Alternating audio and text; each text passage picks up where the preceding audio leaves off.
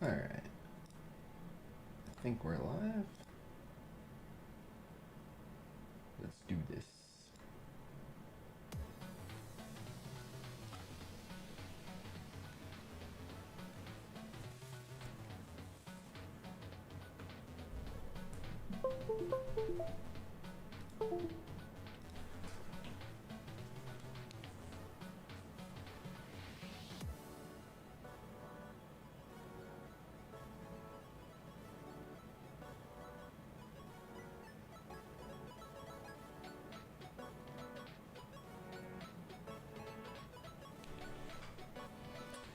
Hello, Ghost. What up, Julius? What up, Marble? What up, Reese?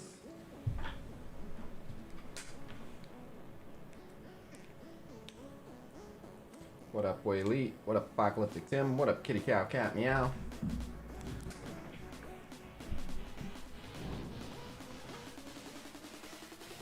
What up, J Tega? What up, Edgars? What up, Simum?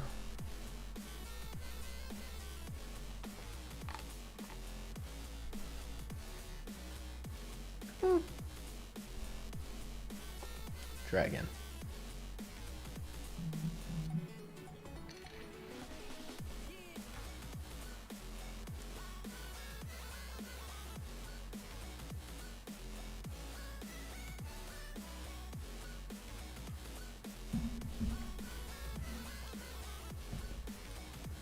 Hardy Hard Carbon Fight. What up, Mr. Red? What up, Apocalyptic Tim? What up, Edgars? The pups are doing good. Shout out to Gambler. What up, Gambler? And what up, Hoju Gaming? Yeah, the pups are doing good. I don't think anything noteworthy. They chillin'. What up, Pyroman James? As for the plan for the stream, might do a little bit of Super War. I want to do at least one roster review. Otherwise, the same thing we do every day, Pinky. Try to take over the world. What up, Paul? What up, Denise? What up, Smokey? What up, Odile?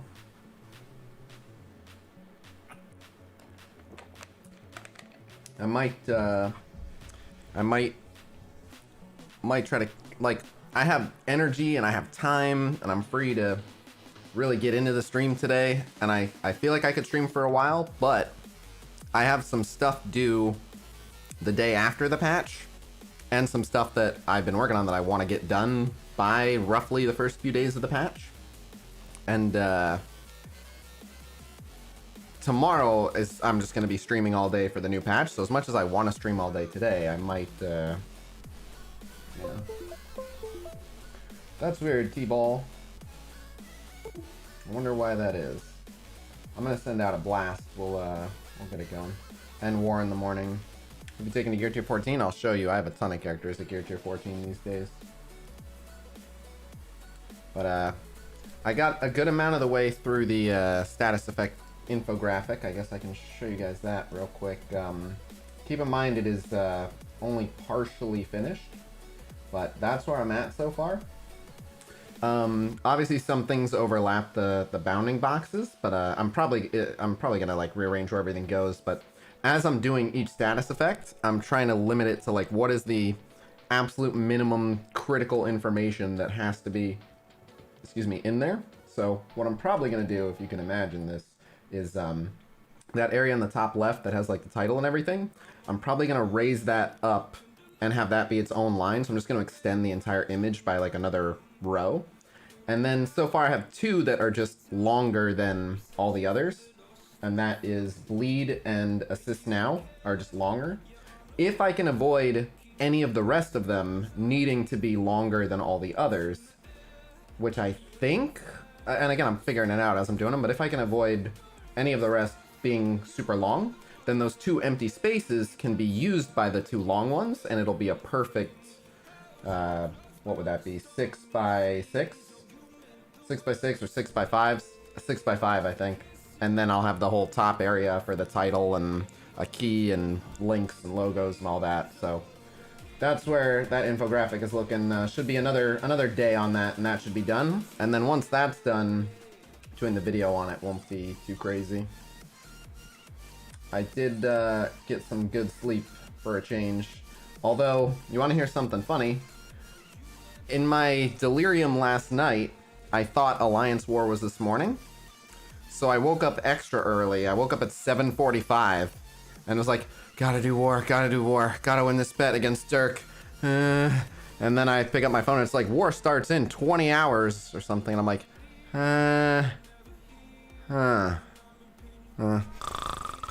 It was, yeah, that happened.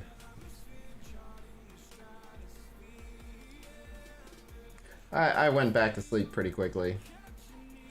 But I slept well enough. I woke up later than I want to, so my sleep schedule is off, but I got sleep today.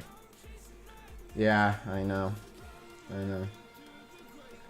Alright, let me send out the blast. Let's get some likes up in here.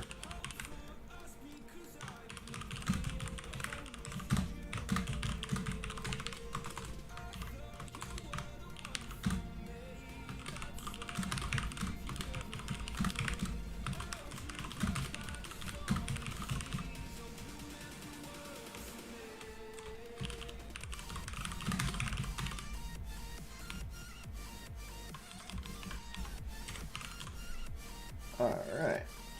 And send that out. Okay. Nap between battles? Yeah, we'll see. What is this? Counter assist. That's pretty cool. That's pretty cool. Oh, that's from MSF.gg. Yeah, that's pretty cool. Oh, I like the auto-populating stat graph.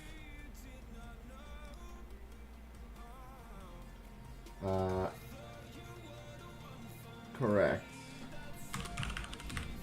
We knew this. All T4s necessary for single Spider-Man if you use them in Ultimate 783. It's all recommended. Like, they're all worth it. All his stats are good. It's just worth it. You can probably get away with not having his special or whatever, but for Ultimate 7, you want to be as strong as you can. And he's good everywhere. I remember when Yondu was God tier. Was he actually God? I remember when he was like either God or demigod. Did he? Oh yeah, back when summoners were OP. He probably was God tier. I'd have to check the old tier list. I know he was really good. I just don't remember if he was God, but I think he was.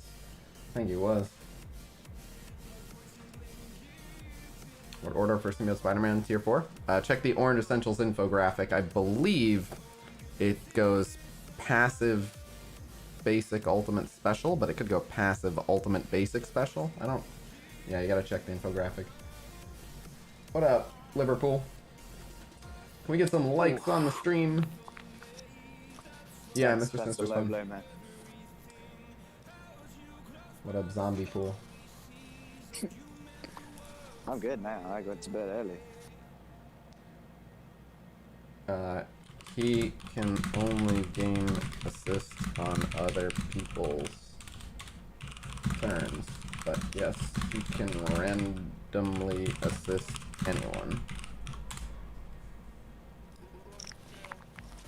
Was there something in particular you wanted to talk to? No, I don't think so. Oh, okay. Oh, it's just I mentioned I was probably gonna not be there when you got back, and you were like, I'll try and stay up for this one. Okay. Well, I was saying, I was doing a roster review, and the more eyes I have on it, just like, my roster reviews are pretty solid, but every once, like, throughout the course of a roster review, there's usually at least one instance where someone goes, wouldn't it be better for this? And I go, you know what? Yes, good call. Just the more eyes on it, the better. Normally that gets caught after the fact. Someone will send me a PM and be like, hey, you put this character here. I was thinking maybe this character here, and I was like, you're absolutely right. I don't know how I overlooked that, but usually there's like a single instance of that. So I was saying if you can stick around just until the end of the roster review, then the stream will be over anyway. So. I see. And you're more likely to catch something like that. You sometimes you live to second guess me, but that's the best. That's the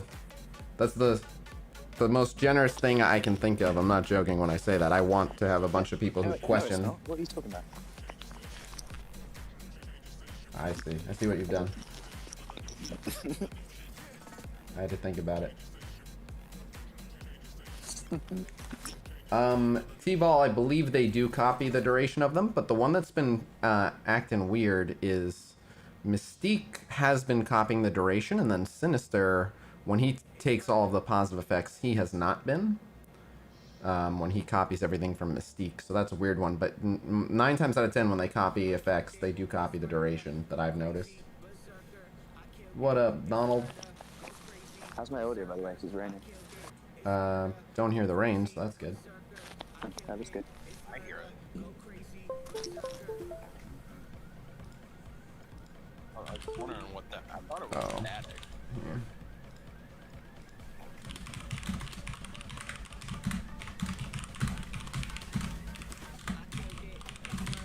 It could also just be static.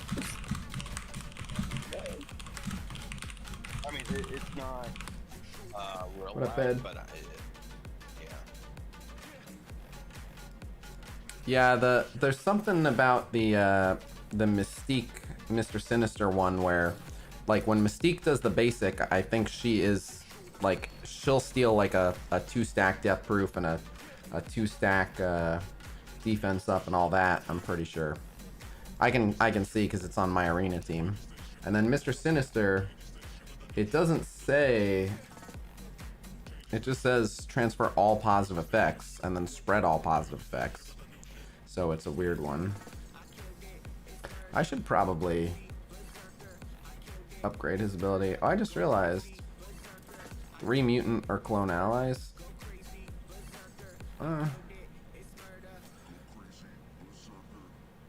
Yeah, I should probably do that. And I should definitely have done this. Considering I'm using him in arena and he does this basic, yeah. I should have done this a while ago too, because I haven't maxed.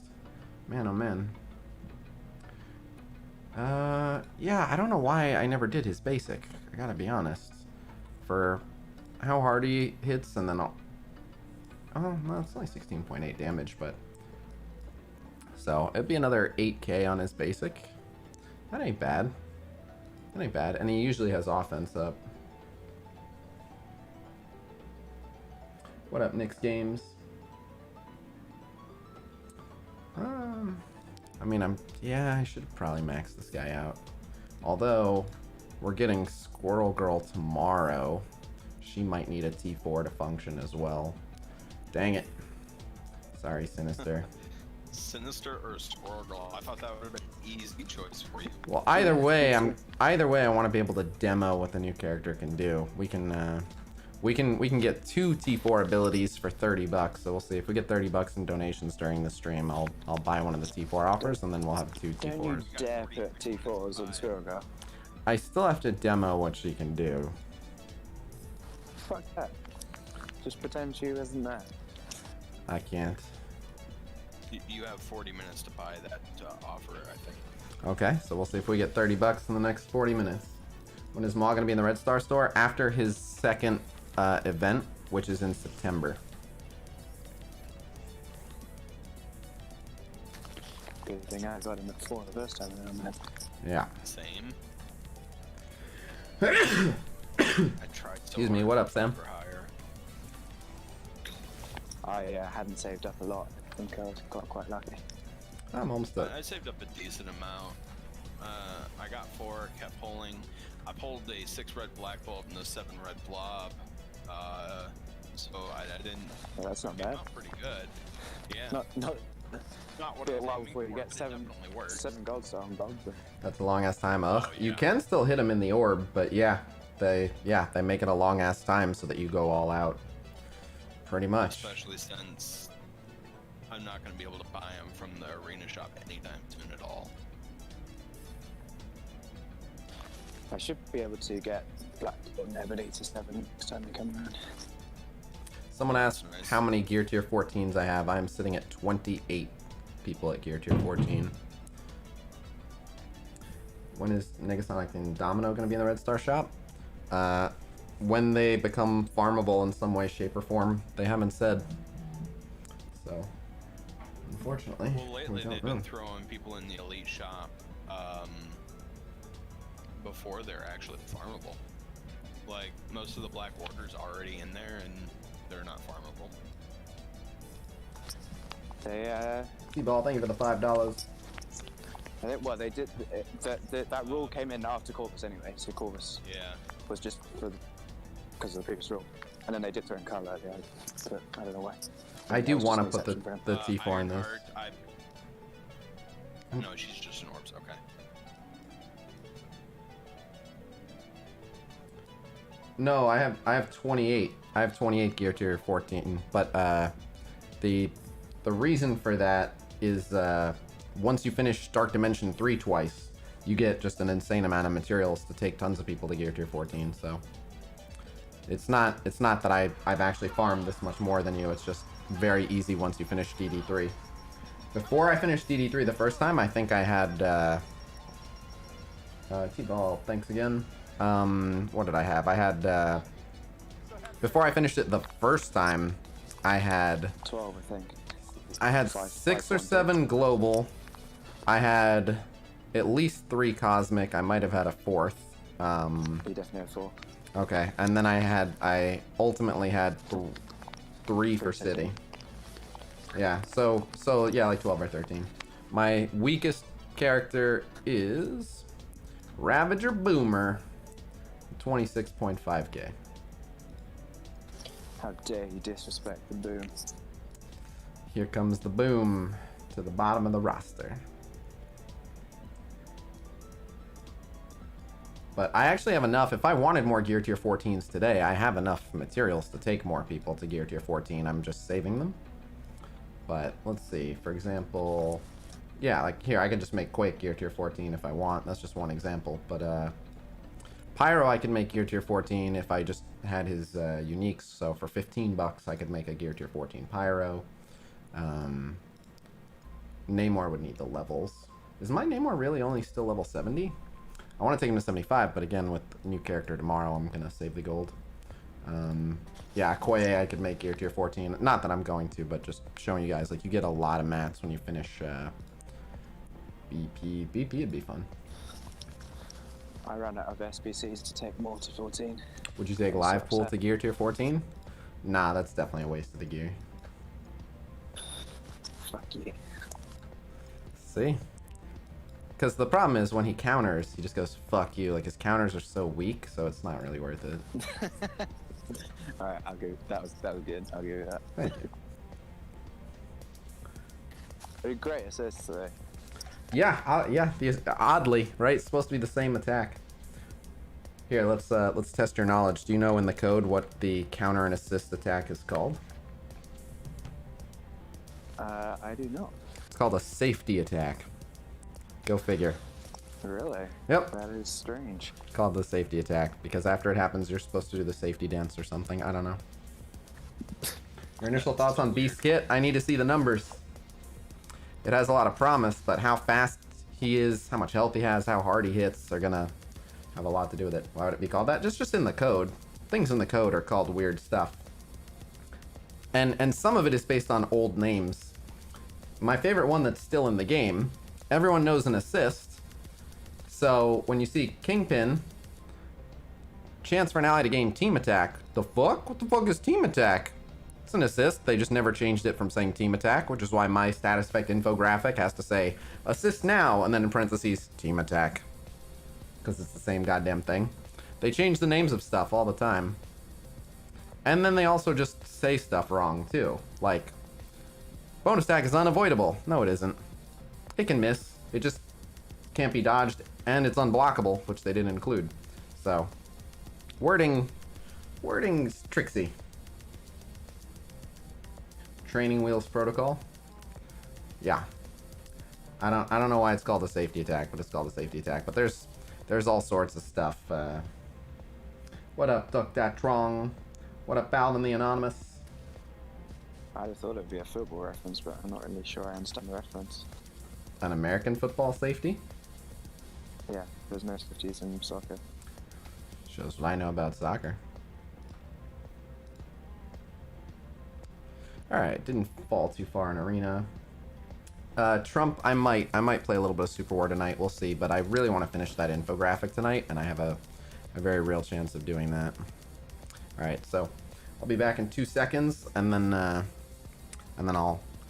I'll choose one of these teams. The thing is, all these teams are just so vastly different. I need to take a second and figure out which one I'm gonna fight. Fair thing. Decisions.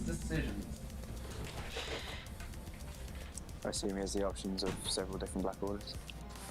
Yep. Yep.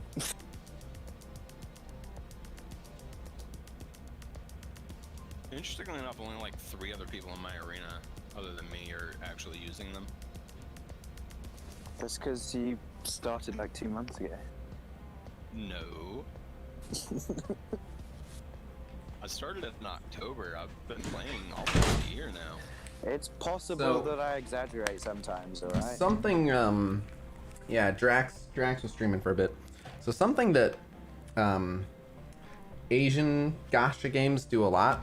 When I say gacha games, by the way, that's basically like hero collector and turn-based, but basically just means... I think the only thing that makes a gacha game is that you can unlock characters by random chance with orbs and stuff. But anyway, something that the Asian ones do a lot better than the American ones is... Completely overcharge you? No, actually, well, first, the opposite. They don't overcharge you, but what they do is, like, everything is way cheaper, but the value is fucking absurd. Like, it's super cheap, but it's like, if you don't buy this, you're a dumbass. Like, so that, like, in this game, basically just imagine if, like, every single offer was, like, 10,000 power cores for 99 cents. Where you'd be like, fuck, like, I have to get that. I literally have to get that. All their offers look like that. Everything. They're like, you can grind this character. This event comes around once every 3 months, and if you work really hard, you can get 10 shards of the character, and when you have 200, you can unlock the character. Or for 20 bucks, you can unlock the character. And you're like, fuck you. Give me the character. Fuck you. That's all their offers. So, being free to play in an Asian gacha is just a slap in the face. Yeah. And they'll always hook you. You'll be like, look, I'm normally free to play, but for 99 cents, I think I can do 99 cents. And then you get so much crap. Then it's like, ooh, that was your first top up. Here's a bonus for putting money into the game. Oh, did you put money into the game? You also activated this for, you know, spending this quantity of the currency that we gave you. You unlock like 9 milestones just for doing that. And then you're like, fuck, it was so worth it. And then 2 days later, there's another 99-cent thing. And you're like, you fuckers. They get you.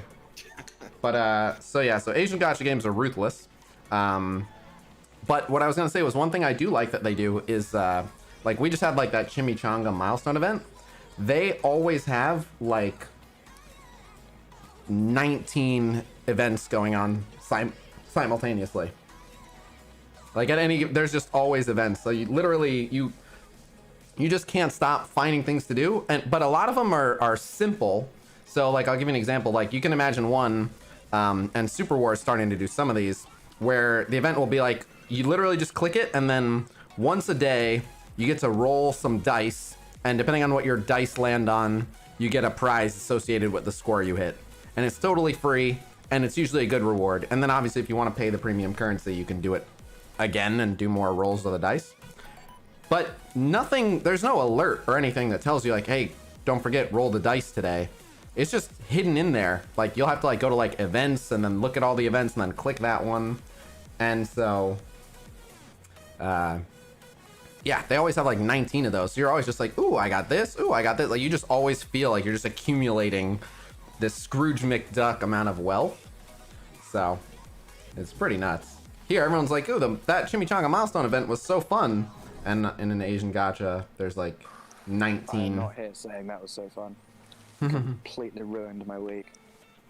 Well, I must say, of all the events that they've done, I really liked this one. Free-to-play players were able to complete it 100% just by blitzing, and it had some of the best rewards in the game. I'm seeing tons of free-to-play players getting into Dark Dimension 3 because of it, which is... Like, why did I spend such a ridiculous amount to beat them into DD3 when all I had to do was wait like 2 months? That's fair. What I do like is that it was the same rewards from each blitz match. It wasn't random like the Unity event. So, I do like the random as long as the baseline is good. Like, and I know a lot of people don't like the random, and I hate when it's random with a chance to get nothing. That's real stupid. But is there any counter to Asgardians without X-Men? Several. So what I really hated about the Unity event is that I didn't know beforehand that we were going to get 17 free orbs just for logging in. So I actually would have gone hard. I probably could have finished the milestones if I'd realised that and gone for it. It's been a little. I just looked at it and was like, oh, I'm not going to complete that. I won't bother. And then got halfway there for free anyway. Yeah, yep. I hardly did any blitzing at all, and I ended up just short of all the mini uniques. And if I had finished that, I'd probably be in DD3. Simon, I think you mean F2P. But the biggest punch up you've done with X-Force in War? So my X-Force is like 400k. So the problem I run into is the team, like, really, I want to use my X-Force on mercenaries, right? I want to use them on mercenaries because there's plenty of good counters for Coulson teams. There's plenty of good counters for Asgardians. I don't trust them in a Hydra. I don't trust them in a Black Order. So I have not run into ginormous mercenary teams. I would need to run into like a 500k mercenary team. So the biggest punch up I could do with them if I wanted to, I could easily do a 100k plus punch up, but I don't want to waste them on those teams. And most people, like, to have a 500k mercenary team, you have to have a bunch of those mercenaries, like your tier 14. So, new negative status icon. Philip, that is correct. It is a redesign for Bleed. I can confirm that. In fact, I can show you what it looks like. Because I have it on my graphic. Let me see if that's still up. No, okay. So then let me, well, here, I can bring it up here. Hold on.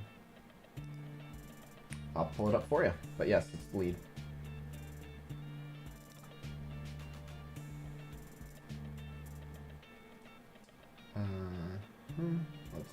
What the hell? Oh, that's weird. Alright, I'll show it this way. Okay, let me put this on this screen. How did the roster review go, by the way? So, pretty good. But yeah, it looks like this. That's new Bleed. But yeah, it's just old Bleed. The outside of Bleed looks exactly the same as the outside of Offense Down, so they're easy to confuse. And Bleed is not actually Bleed. Bleed is damage over time. It's called Bleed now, but because it's damage over time, what it actually looks like is like an hourglass, because it was coded as damage over time. There's no way it's a new advanced option to switch it. No. No. But Imagine if it was, though. oh my god.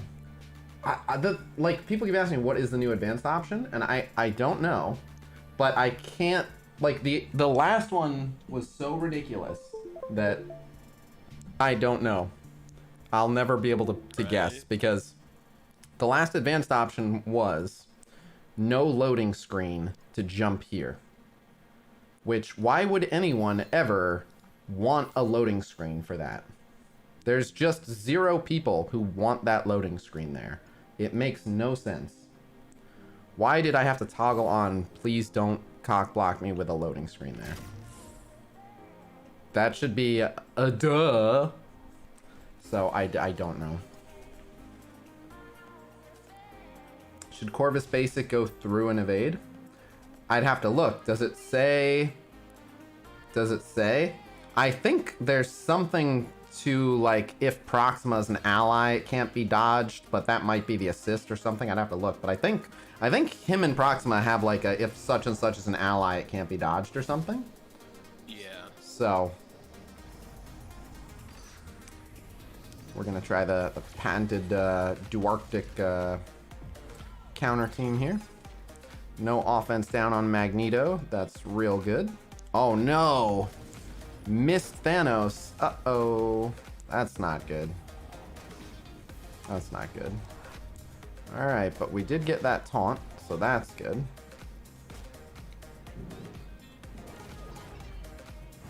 I need to put Phoenix on the end, actually. For this counter team, having Phoenix on the end is actually pretty important.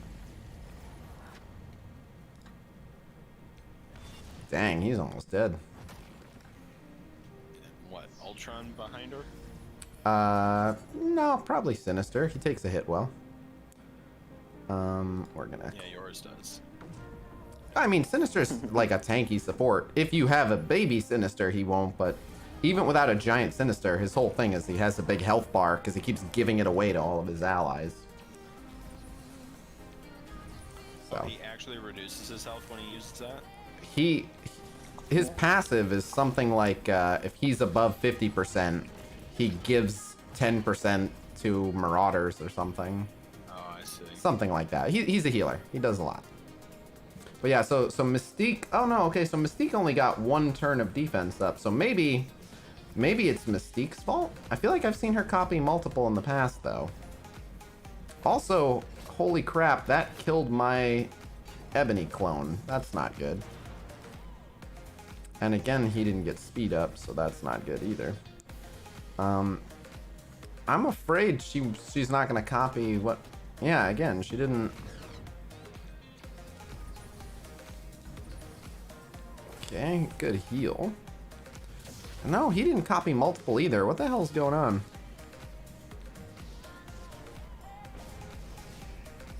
Well, at least Corvus is gone. But now she's gone.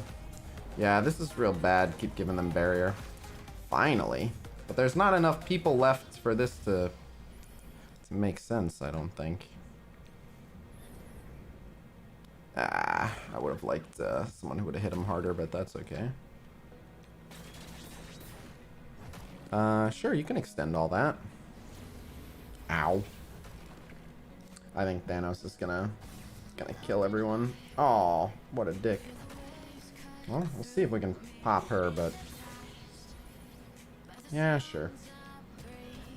I don't like her being in stealth because she takes a hit well. Oh. Ah. Not the end of the world, though. We can do this. And then... Yeah, that'll remove all that from him. Good. Okay, good. Come on. The problem here is all this offense down. I don't want you to taunt again. I don't think it's gonna much matter. Alright, that extends all that again. Okay, we got a regen on him. I still worry that they won't be able to take out Thanos. Oh, do you mind, dude? Oh, more bots at least.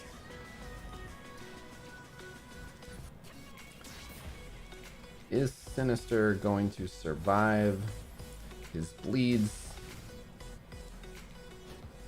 Okay, good rewind there. Okay, good offense up, blast him there. More healing, okay. Ow. Can we flip that? Good. We got a bleed on him. I don't like that Sinister's dead, though. This is coming down to the wire. I really want the speed up, but we'll rewind him. Okay.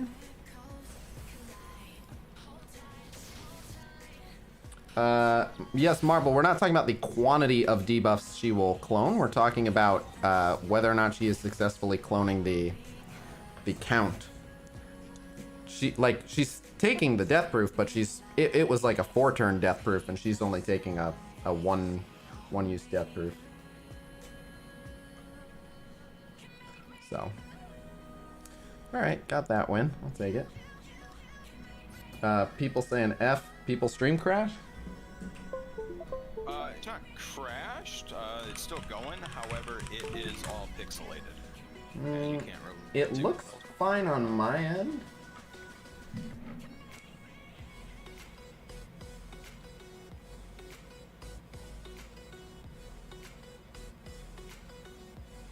Huh. People saying it's back. Okay.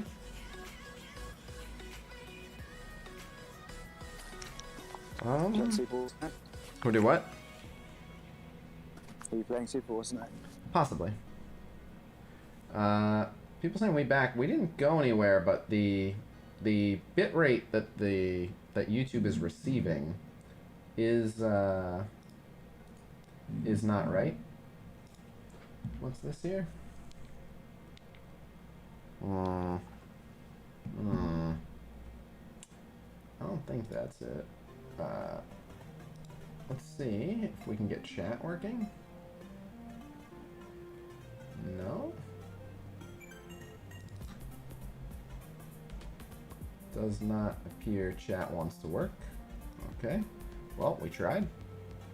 Bitrate slowly returning. Okay. Weird. I did find out one possible reason that there were some internet issues. But we'll see. Go on. Well, I want to go actually look real quick. Yes, there will be an update tomorrow. Give me half a second to see if there's validity to the ongoing.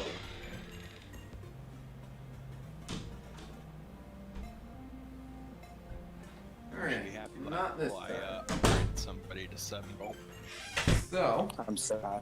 Who was it? there is a Miles. cable outside. Good boy. What? What happened? What? Nothing. Why'd you say that? Huh? Well, nothing. What? No, I was just talking to Jackie. He Uh-huh. upgraded someone to 7 star. Okay. There is a theory that I have. So there's a cable outside that goes like around the outside back of the house in one area. And I did not know what this cable was, but it was like a really old cable, and I've had a few people over here to look at the internet, and none of them paid any mind to that cable. But my landlord was over a day or two ago, and he said he thinks that that cable is one of the ones for the internet, and it does like lead to where the internet comes through in here for my modem router. And Sky chewed a small section of that line. It's not too bad, like he mostly just chewed the outside of it. It doesn't look like there was much, if any, damage to the inside, but if there's even the slightest bit of damage to it, it could make it inconsistent. Absolutely. So, could be That's that. a bad dog. Yeah. I've since taped it up with electrical tape this morning. But, yeah, we'll see. We'll keep an eye on YouTube. Alright. Good on those. Don't urgently need those. Or those. Or those. Or those. Okay. I will get a orange war orb, though. Show me something good. I've had the cable company come out a few times. Good, I actually need Uru. Alright, we almost have an Elite 4. And the Elite 4 will get me an Elite 5. And the Elite 5 will get me an Elite 6. Unless the Elite 5 is not a dupe. So. You gonna take Loki up with her? I don't know. I just like to be at 36 of all of them. And Okay. I've already done 4. I think Loki's the only other decent one. so, buy a small PVC pipe and insulate it. I'll call the cable company and have them double check it and see. Definitely will make sure that that's working properly. Alright. This will get me a few more of those Elite 4. So, 3 normal Red Star orbs, which I'm going to get, I think, 1 when I get the payout from the Red Star Weekend Blitz anyway. So we are doing a 100% clear on this Ultima 7, actually. So, I can do 1 node, but I'm gonna pay for 2 more for you guys, so I can take Ronin down here on stream. And that way max efficiency can carry on.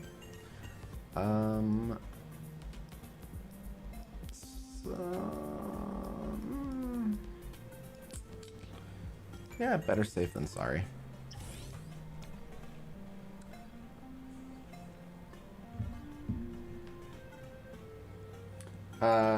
Well, so the only animal that chewed on it was Sky, and let's just say I don't anticipate him doing it again. And like I said, it's taped up now, but Sky is teething. He just anything he sees, he chews on a little bit. That's how teething puppies be. But we've got enough stuff to keep him busy now. Yeah, let's go here. Can easily dispel the Hulk taunt. Good dodge. Hey, another dodge. Okay, get some bots. I will wait. We'll remove that though. Okay. I don't think this fucking gas station understands what 24/7 means. Does it mean whenever they feel like it? That's what they seem to think it means. Yeah.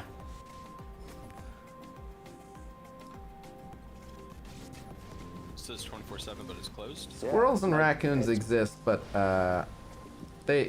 like this is like it runs along the side of the house, so that's a gamble I'm willing to take. Could it just be because of the pandemic that they're closed? Soak a washcloth, freeze it, and give it. That's an interesting suggestion. Why do you think he will chew on a frozen washcloth? I've given him ice cubes, and he doesn't really care for ice cubes. I know it's not quite the same, but what makes you think... And I'm not saying, like, that's a bad idea, but what... Is that, like, a husky thing that they like frozen stuff, or you just... And I guess if I was going to soak it in something and freeze it, I should soak it... Well, no, I guess if I soak it in, like, chicken broth, he might get confused and actually try to eat it. Oh. Okay. Do you, like, kind of wring it out, and then it just makes the washcloth itself kind of tough? Or do you, like, let it be, like, a, you know, very wet brick? How many PvP battles do you need to get all the red stars from the achievements? I think it's like 5, like 3 or 5, not a lot. I don't remember if it's 3 or 5. What up, Manuel? What's that, sir? How many PvP battles to get all the achievements? I did it the day of, but it's probably like 3 or 5. Yeah, me too. I think it was... No, I think it was more. I think it was like 10. No, it was not It 10. was either 10 or No, 5, no, no. Not 10. Sure. What up, Yeah, it's Zalgasha? definitely closer to 5. I would say it's definitely at least 5. Then it's 5. 10? I don't think it's 10. For PvP, I definitely did not have to do 10. I think it's 9. Oh, yeah, everyone's saying something different. Well, there's a... It's definitely somewhere between 1 and 10. Well, I can actually get the Maybe it's answer. 6.5. I can get the answer because it will be on the list of achievements. So...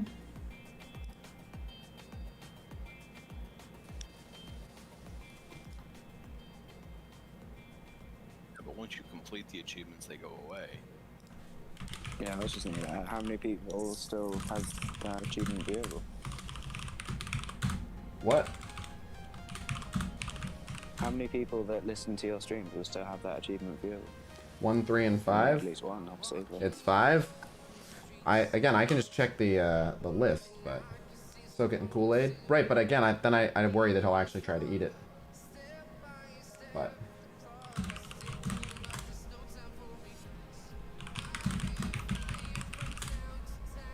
Okay, but so... That came from... either here or... here?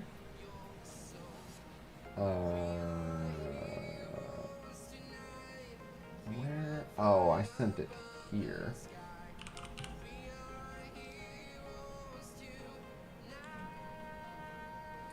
Okay. And then sync. No, PvP. Where's PvP? Does he not have PvP on here? I don't know why he didn't put the PvP ones on there, but okay. 5 for sure, it's 5. 1, 3, and 5, that's what I thought, but anyway, I have it right here. So, show and folder. I believe you guys, but at this point I've come this far that I have to be absolutely certain. I'm gonna invest in Thanos or Ghost Rider. Ghost Rider, but both are worth it. I think I have both at gear to 14 at this point. Okay, PvP. Find next. What does it actually say? Oh, does it call it versus battle? Yeah. 1, 3, 5, and then there actually is an achievement for 4. So there's 1, 3, 4, and 5, but I think the only one that I think only 1, 3, and 5 actually reward, and I don't think they used 4, but 1, 3, and 5. No, it doesn't. You don't add them up. It's 1, and then 2 more gets you 3, and then 2 more gets you 5. It's not 1 and then 3 more and then 5 more.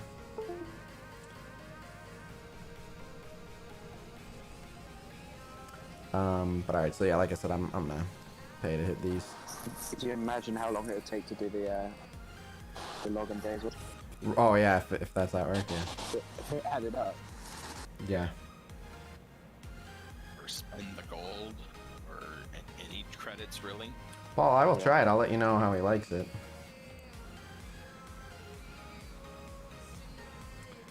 I don't know if he'll like chewing on something really cold.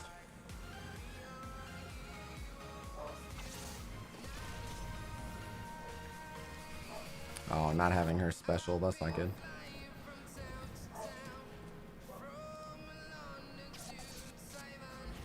What's your favorite Toy Story? My favorite Toy Story? Yeah. There is a correct answer. I have seen them all, but I don't remember which is which. I remember which one was the... So first off, was the most recent one 4 or 3? 4. Okay. Which one had the teddy bear? 3? 3. So what the hell happened in 2? Jesse and... 2 had Jesse and the pickaxe guy. The pickaxe guy? And But he got sold to some guy on accident and ended up finding out there's more to. he got sold to the giant chicken man. Uh, And he found out that he was part of a collectible with Jesse and I forget his name, but the short fat guy with the pickaxe. And Prospector or something, but the Prospector, yeah, that's it. Bullseye was the name of the horse, right? Bullseye, yeah. And number 1 was just. I remember number 1.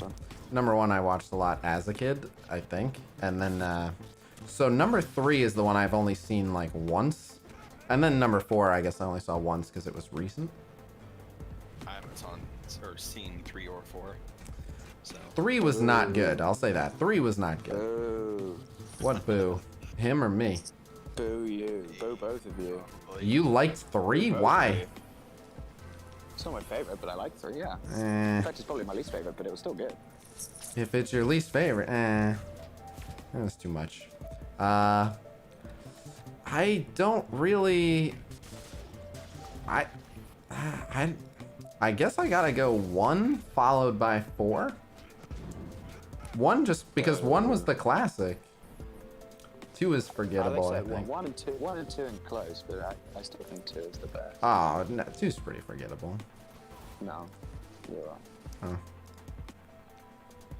Which one has the villain, like Buzz Lightyear villain? That's 1. No. As in like. What do you mean? The guy who is the villain in the Buzz there's a load Lightyear of franchise. it had to be 3. Oh, that's 2. Okay. No. That's 2. He tries to get them while they're trying to save them from the giant chicken. Zod or something. He's called. Or take it. Honestly, I really did like 4. The purple guy who shoots tennis balls. Right. 4 was good as well. I think 4. 4 was better than 3. I enjoyed 4 the most. Like, if I had to watch another one, like if you're like right now, pick one to watch, I think I'd go 4. But 1 was just the 1 was the original. It's not as easy to watch these days, but you know. 1 was good. Why is it not so easy to watch now? Just because the effects are kind of old and the, like, 1 got away with being like very, very predictable and formulaic more so than the others in a time when that was more customary. Worse doesn't equal bad. That's correct. No, four was not the worst one. Before wasn't. It was the second. Honestly, I really liked the guy. I forgot his name, but the guy who was basically the motorcycle daredevil guy. That guy was great. It was really funny. Yeah. Yeah, that guy's great. The Canadian guy. Yeah. Yeah, he was funny. I mean, they're all good. So like you know, it's hard to pick between them. Should I put effort into a 6-red Mystique or 6-red Cable or neither? I would put some effort into both. I wouldn't go all out on either, but both are decent characters. Yeah, Emperor Zurg. Yeah. That's the one. How many people don't feel that the third one was the shittiest? I did not enjoy the third one. It was the worst, but it was But I'm curious if anyone feels that the third wasn't the worst. Not that it's important to have strong feelings. Probably people that are too old to see the first one and the second one when they're good. You think there are people who only saw the third one? I think whether you have the nostalgia factor or not. No. What? Someone said the third one's by far the best one. What? If you're young enough, if you're young enough to see the third one as a kid, then it could easily be your favorite. Sure. Yeah, purely based on nostalgia factor, but first one was the worst. Get out of here. Get out of here. I don't know how many of them you've seen, but what about your favorite James Bond? So I have seen very few James Bonds beyond the Daniel Craig. Like, I've seen clips of pre-Daniel Craig James Bond. I've seen Pierce Brosnan ones, you know, like someone had it on in the background at their house or whatever, but I don't think that would change my mind. I sincerely believe Casino Royale is one of the best movies of, Casino Royale is just an exquisite movie. It's real good. I'd have to agree with that. Followed up by Quantum of Solace is so perplexing.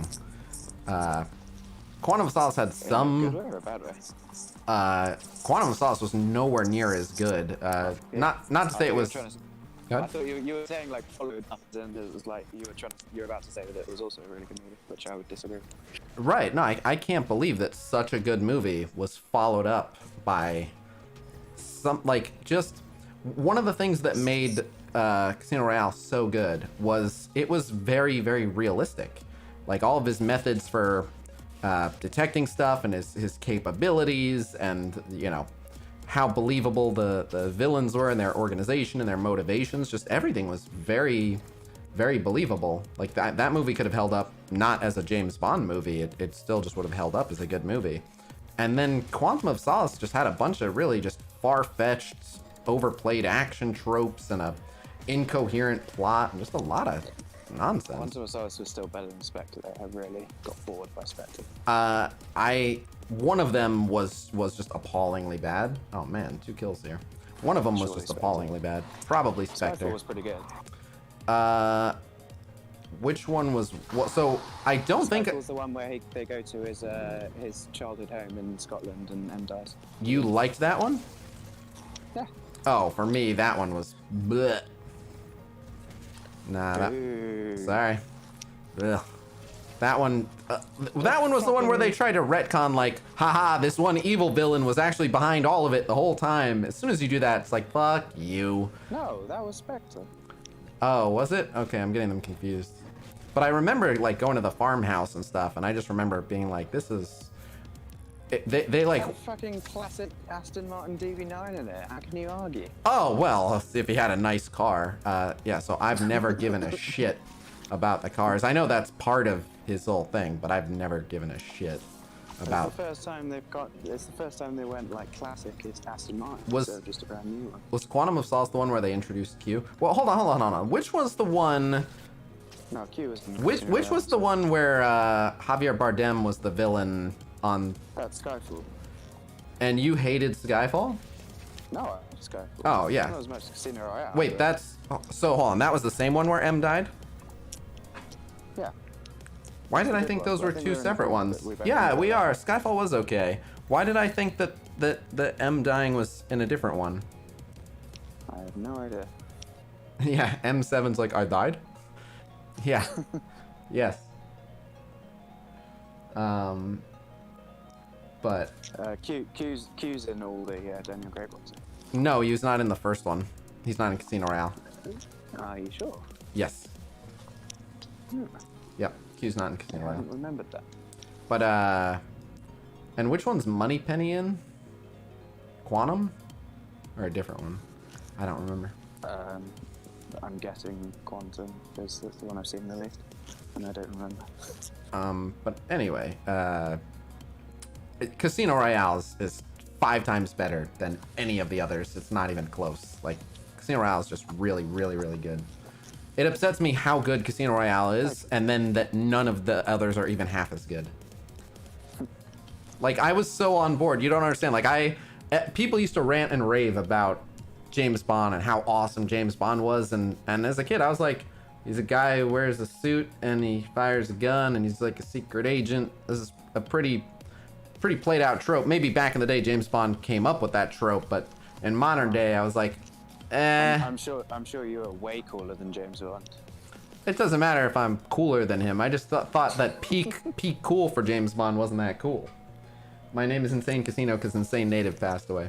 But so then I saw Casino Royale and it was so good that I was like, I'm on board. You know what? I'm on board. I like James Bond now. I have a lot of faith in this series. You know what? I'm super excited for the next James Bond. Let's do it. And then Quantum of Solace was the next James Bond, and I went, God damn it, I got duped.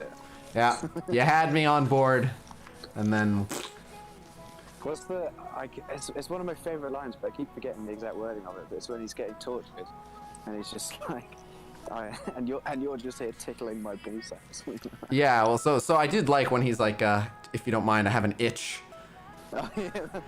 A little to the left. No, to the right, to the right. And then, yeah, I think he accused him of scratching his balls. Yeah. But, anyway, someone said favorite John Wick. So I have a confession, but it's not for the reasons you think. I have seen the original John Wick, and it was good. I don't think I have seen any of the sequels, not because I've been avoiding them. Like, I liked John Wick. Yes, Insane Native did actually pass away. But the John Wick sequels have been on my to see list for a while, and I just haven't yet. But yeah. John Wick's fucking badass. Right. Well, how do the sequels hold up to? They're good. I don't think they're as good as the first, but they're good. Definitely worth watching. Are there any that are like particularly good or particularly bad? I think I've only seen the first 3. There's 4 now, right? I think there's 4 now. Yeah, I think I've only seen the first 3, and they're both about the same and slightly worse than 1. Okay, that's not bad. 1 was really good, so. Yeah. Oh, damn it. The thing I love about John Wick is that, like, just the mystique about him, like, just the fact that, like, someone hears that you killed John Wick's dog, and they're like, "Oh shit, you're dead." It's just like, fuck, this guy's a badass. Like, just the thought of crossing him is like one of the worst things you could have ever done. Yeah.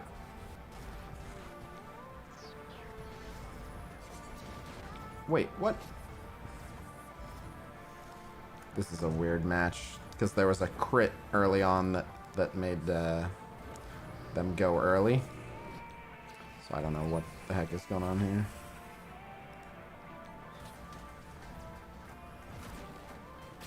Huh. Uh-oh.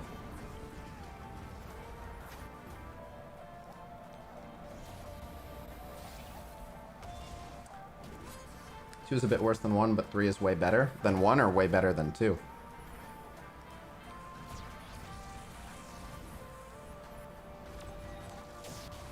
But yeah, I want to see them.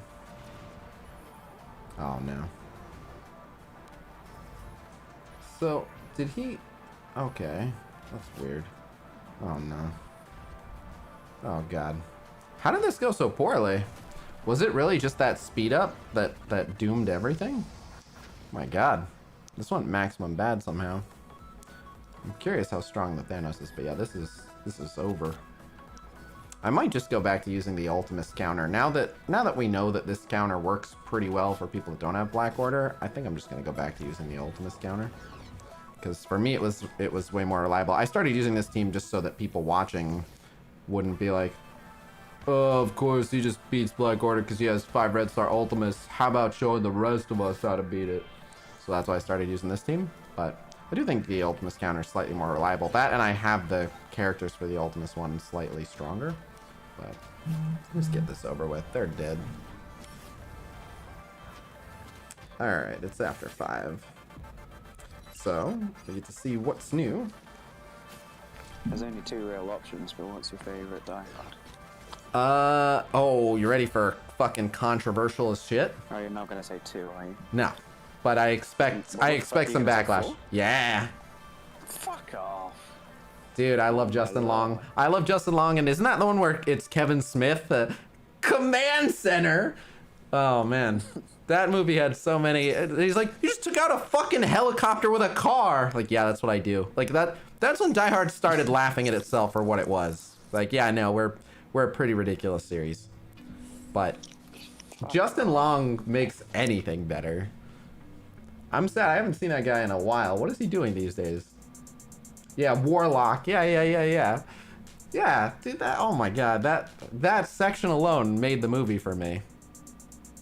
So, yeah.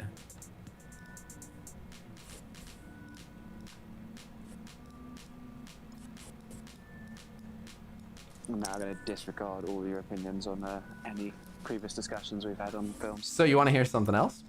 The only other Die Hard I've seen is the first one. I mean, that's the one to see if you're only going to see one. Yeah, I only saw the first one and the fourth one. Watch 3. 3's good. Okay. I have no idea what the new advanced option is in the update tomorrow. Have you seen the new Mission Impossible trilogy? I don't even watch that. I'm one of the few people on Earth. I can't stand Tom Cruise. Dude's an alien. Oh, poor guy. He tries so hard. He does try very hard. He's talented, but he's just like he's so much of an actor that he's not a real person. No, I'm serious. He doesn't know how to be a real person. He only knows how to be an actor. Have you seen him in interviews? Actually, he's really sweet. He's nice. He knows how to act nice, but he doesn't know how to make much sense. He lost me at like devoted Scientologist.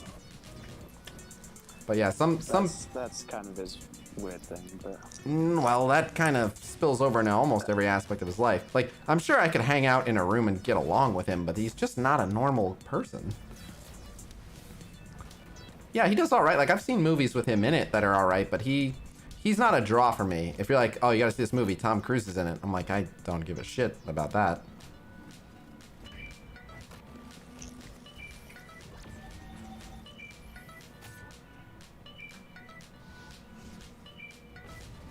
Wait, what? I gotta start carrying a water bottle on my trips. Oh, I think she's dead.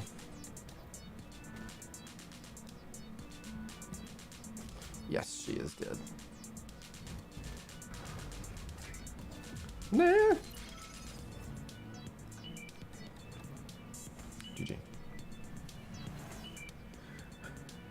I did know he broke his ankle during one of the stunts and that they kept it. Yeah, I do have to respect that he does his own stunts. I do find it hilarious that he's so short and that he basically insists in every movie that they make it appear like he's taller. That's hilarious. If you didn't know that about Tom Cruise, in like every movie he's in, like they film every single movie and every scene from yeah, he's like 5'7" or something. Like he's pretty short.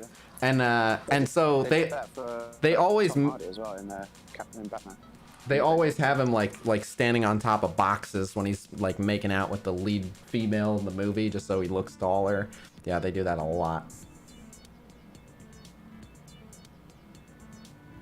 I think he became a Scientologist because he does his own stunts and hit his head too many times. Yeah, I don't know. I respect him. He's incredibly hardworking. He's undeniably talented. He's a good actor, and he's insane in that he does his own stunts.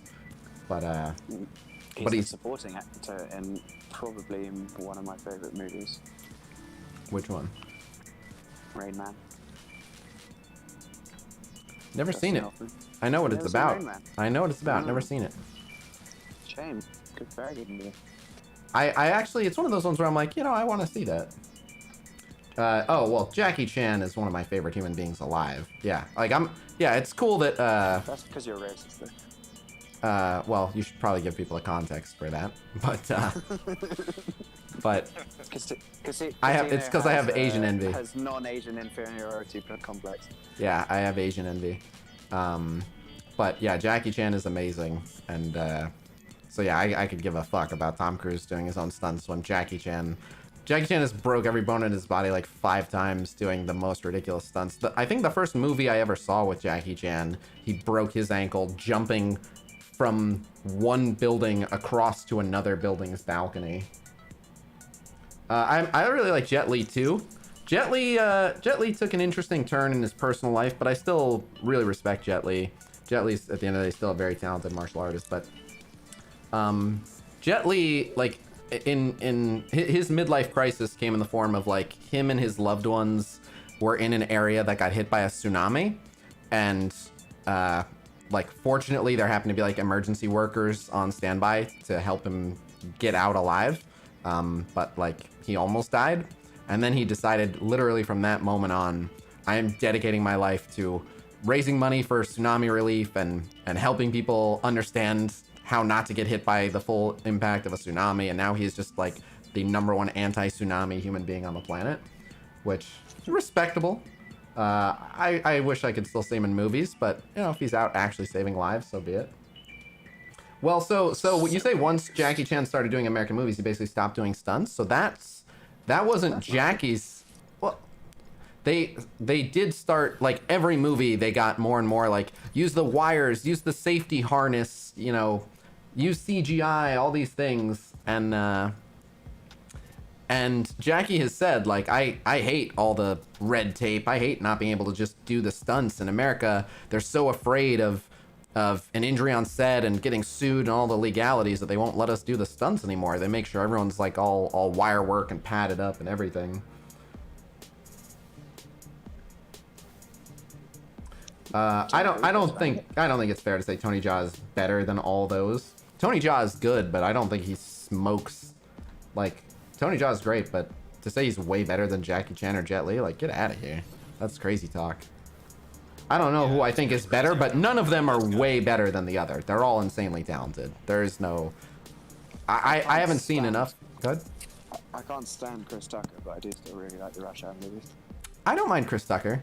I just find him so irritating. His voice just grates my ear. It's on purpose, though. Like, that's his thing. I know it's on purpose, but if someone's banging a drum right next to me, it can be on purpose. It's still fucking annoying. I think it plays well with Jackie, and I like he's fun. He improvs some funny stuff. He's off the cuff funny for sure. One of my favorites ever is a blooper. I love they always show the Rush Hour bloopers, and I want to say it's Rush Hour 2 where they kick a guy off a balcony and he falls all the way off a building and lands on a car to his death. And they're taking it super seriously. And I forget what the actual line is, but it's something like... I'll say it. No, the real line. You know the real line? Yeah. I don't know what the real line in the movie is now. I forgot what the real line is, but it's like, something like, damn, good kick. And instead he just looks over and goes, damn, he ain't gonna be in Rush Hour 3. That's such a good line. And then, yeah, he's just funny. Like, watching him goof around, like, on set when he gets a phone call. Because Jackie's so professional and he's such an unprofessional person. And Jackie's like, you're wasting our film. And he's on the phone like, I can't talk right now. We're filming. I'll call you back. No, you can't speak to Jackie Chan. This is funny. Yeah, Donnie Yen is also amazing. Fearless was good. I enjoyed Fearless. Actual fight, money goes on Tony Jaa. Does Tony Jaa have the most actual martial arts experience? I don't know. I know Jackie Chan is more of a stuntman who mainly does kung fu. So I think Tony Jaa does Muay Thai, so just for those, I think he might be slightly better. But you know who else I really like that this guy doesn't get enough credit? The guy who played Seraph in the Matrix movies. I always forget his name, but the guy who has like Seraph? the protector of the Oracle. He has like very few lines, but he has like one of his only lines, like, "You do not truly know someone until you fight them." Like, well, that's a life philosophy.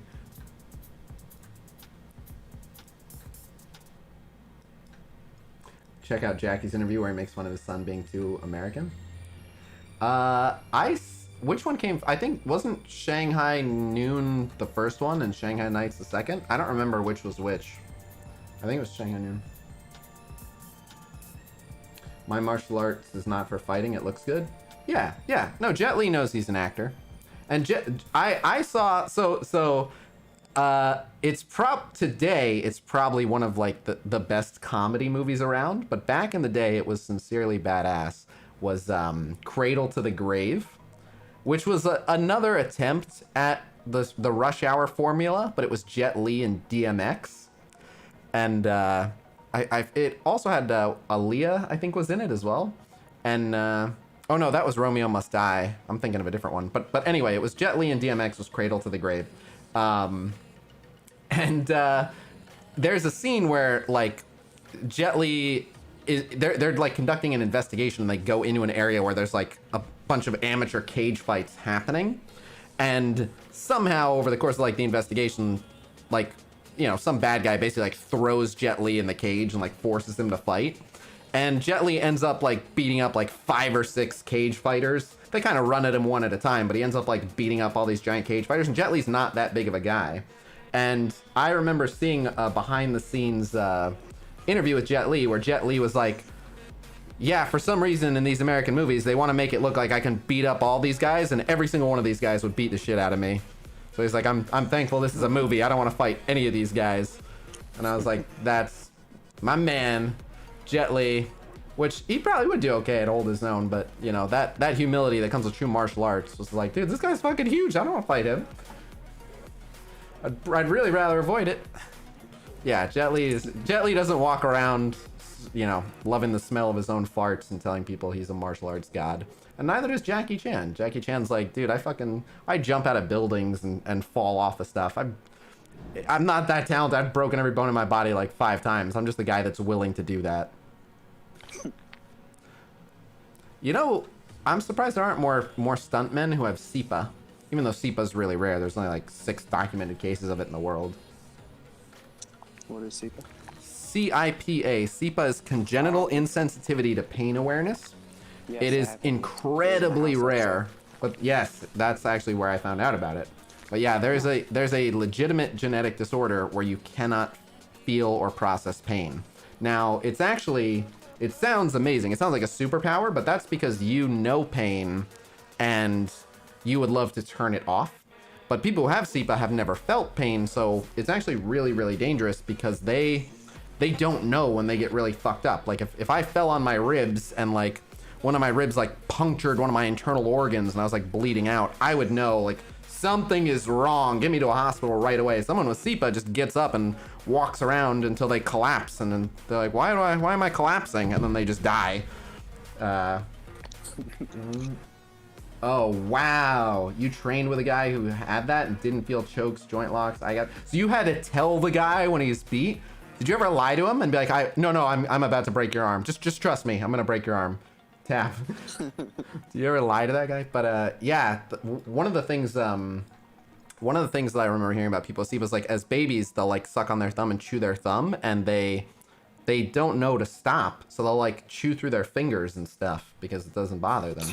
Jeez. I know it's actually like incredibly dangerous for them, but nothing would make me happier than if one day, and I think sooner or later,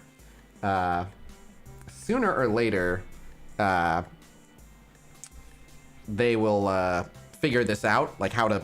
We already do some like genetic modification. We can using what's it called, CRISPR. we can do genetic modification, but when they figure out how to temporarily inject people and give them SEPA, oh man. Yeah, the liver shot he hit Aldo with, it didn't even look like a liver shot, it just looked like a shot to the ribs. It didn't even look like his liver. People with SEPA couldn't do stunts though, because they'd literally have to get fully checked over every time they do a stunt in case something was wrong. Well, they could do stuff that doesn't really have the potential for death, but like there's a lot of stunts. They're like genuinely, if someone with SEPA can slip on the pavement and break a bone without realizing, and just fucking walk around with a broken bone. Yeah. It's infected and then they die. Yeah, but I mean you can. So like, it would be very easy for them to break a bone. So they'd have to get fully X-rayed every time they do a stunt. I mean you can figure out, you know. They can tell you like, oh, the balance is off on my leg. I'm putting the weight on it and it's not shifting. Like they, you know, and they can feel like, oh, something definitely popped there. It didn't hurt, but there was a crunch that I don't normally feel. Things like that. From left to right, how do I order X-Force? It doesn't really matter. I would just put Domino on one end and who did I have on the other end? The other person who's the most vulnerable, but it's not terribly important. That's funny. Yeah, I think Chuck Norris is crazy overrated, but I do like all the Chuck Norris memes, so I let it go. X23 on the other end, yeah, because Deadpool is tanky, Negasonic is tanky, and Cable's tanky, so just have the two non-tanky people on the end, but it doesn't really matter. They don't really have any adjacency or anything. How long till I can, 10 seconds.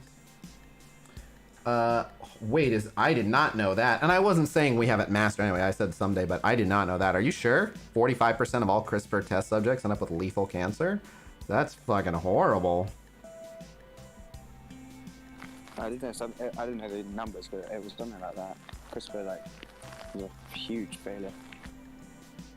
I don't doubt that, but the fact that it sometimes succeeds is pretty nuts. But they'll master it.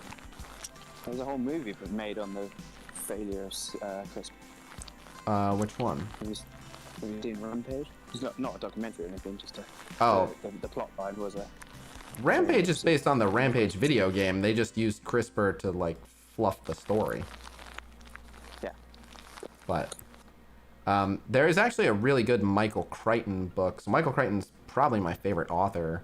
If you don't know who that is, he's the guy who wrote the original Jurassic Park. And he was a scientist and a doctor who basically like decided, like, I know enough about science that if I write science fiction, it'll sound like proper science to everyone else. And so he wrote Jurassic Park. And one of my favorite facts about that, by the way, is when he wrote Jurassic Park, like, he wrote, like, for people reading it, almost everyone who saw Jurassic Park was like, wait, can we do that? Can we go find bugs, mosquitoes preserved in amber that have dinosaur blood in them and then clone dinosaurs? And like, the actual truth is that even the blood in their system, if it hadn't gotten to the point where it started being digested, which is almost immediate where it starts breaking down, it just would have broken down over time anyway, even in amber. But believe it or not, a US congressperson tried to pass legislation preventing people from basically creating Jurassic Park in real life. And that bill was like a day away from actually going before the Senate floor when someone informed him that you can't actually do it. Well, Michael Crichton was like, I was so hoping to see it be argued by Congress.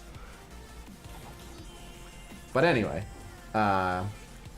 so Michael Crichton has a lot of good books. Almost all of his books are really good, but he has one called Prey. No, it's not Prey. Prey's a different one. That one's about nanobots. What's the name of the one? He has a book about... Oh, he also wrote Spear, by the way. If you saw the movie Spear, that was based on a Michael Crichton book, and the book is really, really good. I never saw the movie, and I've heard mixed things about the movie, but they're trying to reawaken the raptor gene in chickens, right?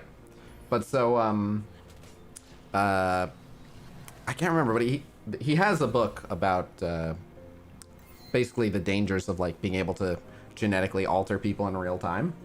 I forgot what it's called. I could look it up, but it was really, really good.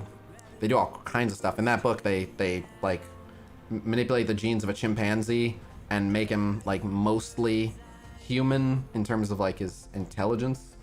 There's a parrot that they modify his ability to speak as well, so he has like a highly increased vocabulary. Right, that's what I was gonna say. Yeah, is we're gonna have woolly mammoths pretty soon. Woolly mammoths are not a big challenge, and once we can do woolly mammoths from there it'll get crazy. But woolly mammoths are more recent than people realize. A lot of people do not realize that like while the pyramids were being built, there were woolly mammoths just stomping around. They're not that old.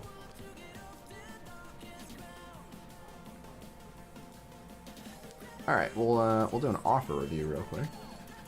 Movie of Sphere wasn't even as good. That's I never saw the movie, but everyone I've talked to said the movie was but the book was awesome. The book was really good. So if the movie wasn't really good, then the movie didn't do the book justice. No, Andromeda Strain is another one of Michael Crichton's books, but not the one I'm talking about. Another one, and he wrote one weird one, and I forgot what this one was called too, but he wrote one about like an airplane that crashed, and he's really good at like crafting a suspenseful story. But yeah. If I can, did I do the arena match? No, all right. So I'll do the arena match and I'll do the offer review. Sure. Finally, a Phoenix and Sinister for global. Would Shuri or Colossus be a better third?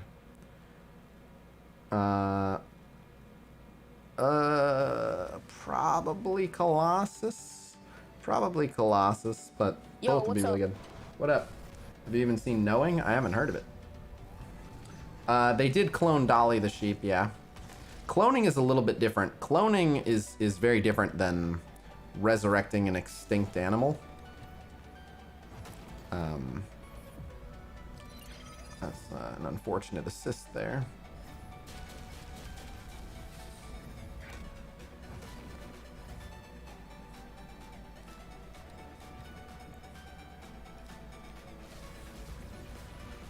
We all love Khasino? Huh? Can we get some more likes, by the way? Thank you very much, Eddie. Looking for some likes, though. Try to have at least 10% likes, so... If you're watching, do me a favor, hit that thumbs up. I don't ask for much. Obviously, if you're not subbed to the channel, go ahead and sub to the channel. Got some good stuff on the way. But, bonk.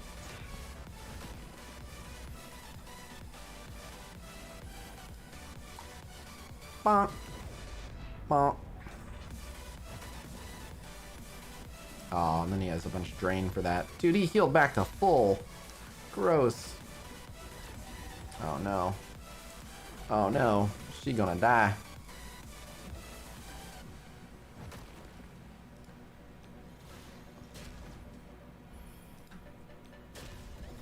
Uh-oh. I don't like how this is going. Can we get a slow on him? Damn it. Well, since he has defense up, I don't know, but he'll get countered. Ooh. Okay. Alright. I can work with that. Well, at least that's unavoidable, but...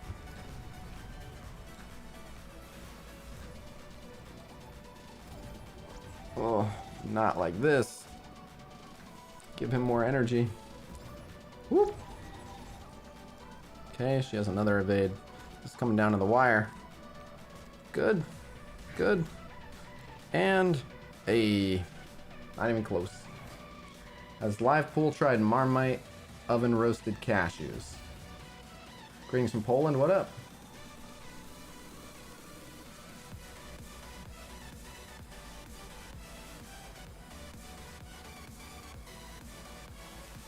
Dolly died from cancer only 3 years after she was born? I wonder why.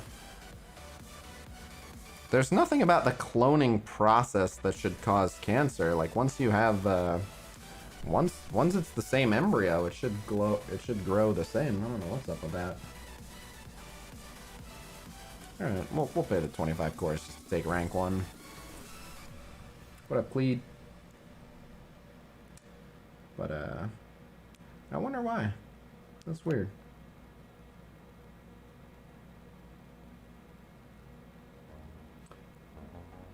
You don't restore the telomeres? Wouldn't it restore itself when it's like growing all over again? Or are the cells that they cloned with the shortened telomeres?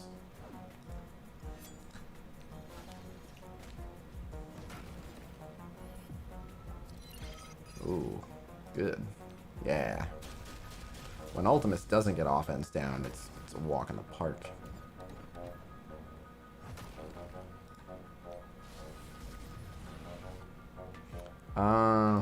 It's a clone cell? Well, but like they turned it into an embryo.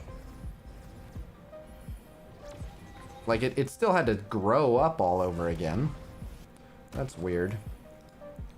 Well, yeah, they are. When we figure out how to successfully extend telomeres, we'll cure aging, so yeah.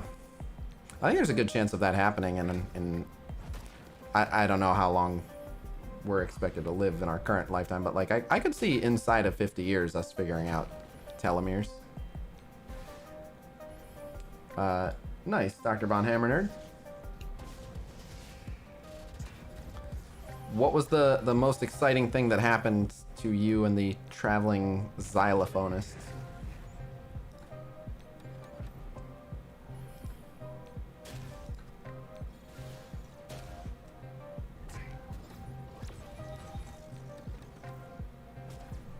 Quick favorite Power Ranger? From the original series, Blue Ranger all the way. Dolly's cancer's from a virus. Doesn't seem to be anything related to being a clone. That's reassuring. Died after 6 years from lethal injection due to cancer caused by a virus. Okay. Excuse me. Got COVID? Yeah, yeah. Glad to hear you did not get COVID.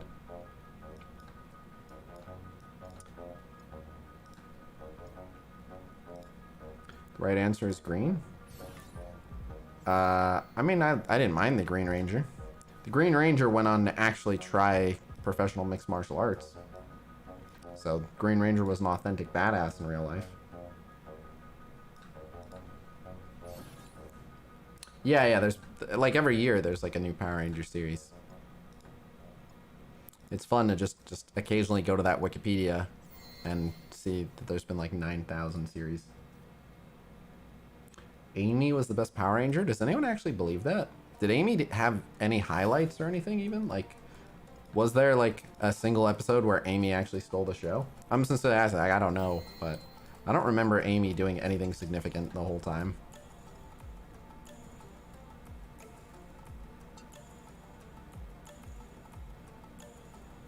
Shield is they're still a top war defense team in that they should be one of the 8 that you have, but it depends on where you draw the line on top. They're still one of the best 8, so I guess yes.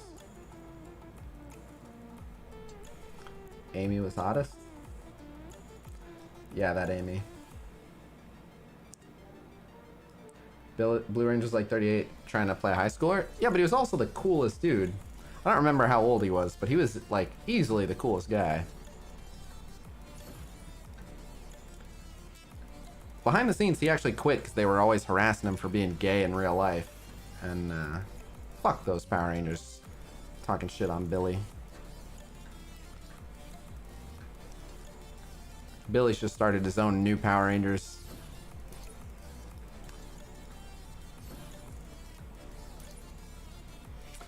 Everyone knows about that. No one talks about the fact that they made the Yellow Ranger Asian and the Black Ranger black.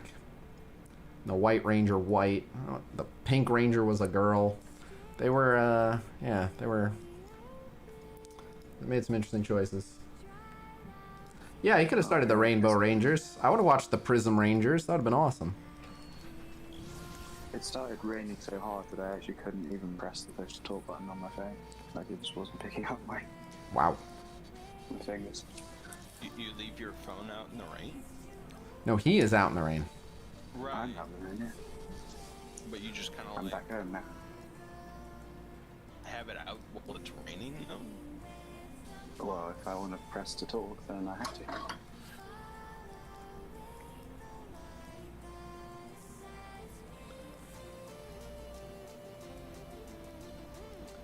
Alright, Hulk is bio. Let's farm some bio gear.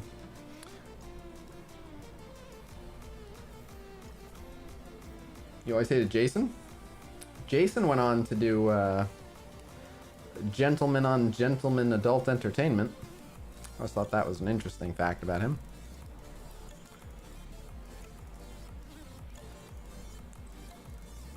Robot Chicken made fun of Power Rangers. Oh, yeah, I remember that. I know what the skit you're talking about. They didn't call it Power Rangers, but yeah, it was like the... I forget, but yeah, it was... Oh, wasn't it Black Falcon? They kept calling him Black Falcon.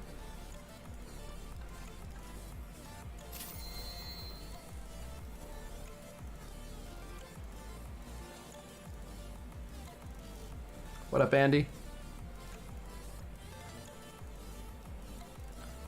Yeah, that skit was hilarious. Yeah. No, just, yeah. Oh, wow. Troy, that'd be impressive. I think it was Robot Chicken. I think it was Robot Chicken that did that. I'm pretty sure it was. Oh, it could have been Key and Peele, too. It could have been Key and Peele. Maybe it was? Nah, I don't remember. It was one of them. Was it Key and Peele? Okay. They're both great shows. Those are two of my favorite shows of all time, so... I'm not surprised if it's from either. Any Rossberries today? I'm going to try to do at least one. Just going to hit these Blitz milestones here. But I'm trying to wrap up early and finish my my status effects infographic. This Key and Peele, nice. Good luck, Andy Faye. Do you have contacts? Yes. What's your religion? I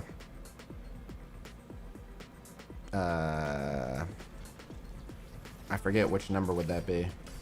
Because I also have astigmatism. It would be a number for each eye that is either positive or negative and a multiple of 0.5. I think it's like a -4 on each. All I know is from the time I am pretty fucking blind. If I'm remembering correctly,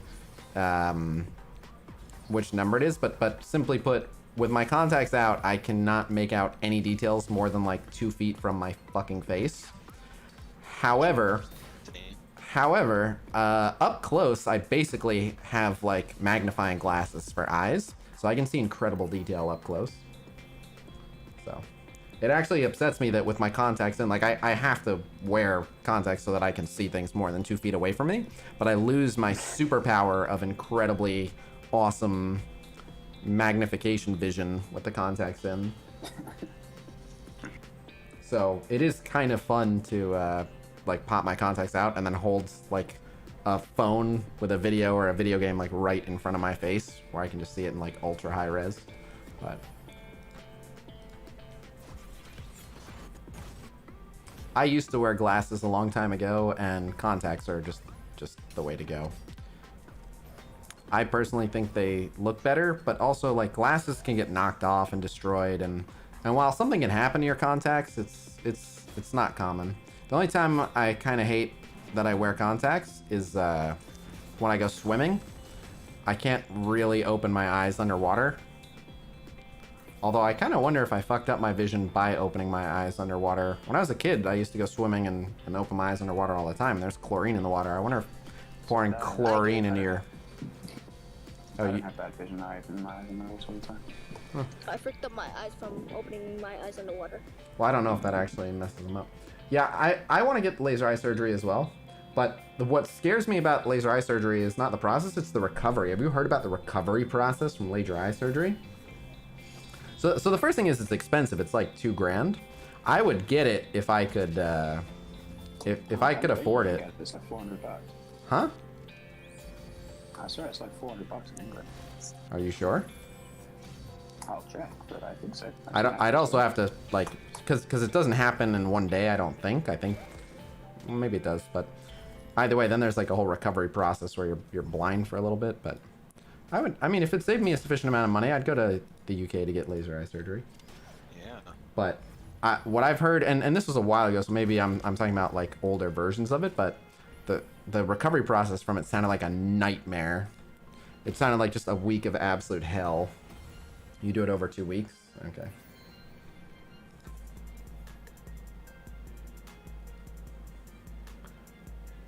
One eye 1 week and another eye a week? Wait, really? You do the eyes one at a time? Yeah, the first one I saw was 595 quid. All in all? Yeah. It's not bad. Although it's 595 of your dollars, so it's closer to like 800, 900 US, but I have no idea what the conversion rate is. still though, if I could do it for under 1,000, I'd probably just go do it. I mean, you'd still have to, I don't know. Do you have to walk around with an eye patch? Are you asking me? I don't know. Just anyone who knows, but I'd get it. Surely not, because you'd get it in both eyes, right? So what would be the point in having one eye patch? Well, no, she said like 1 week one and then the next week the other. So do you have like an eye patch for 1 week on the one eye? Oh, I see. Maybe.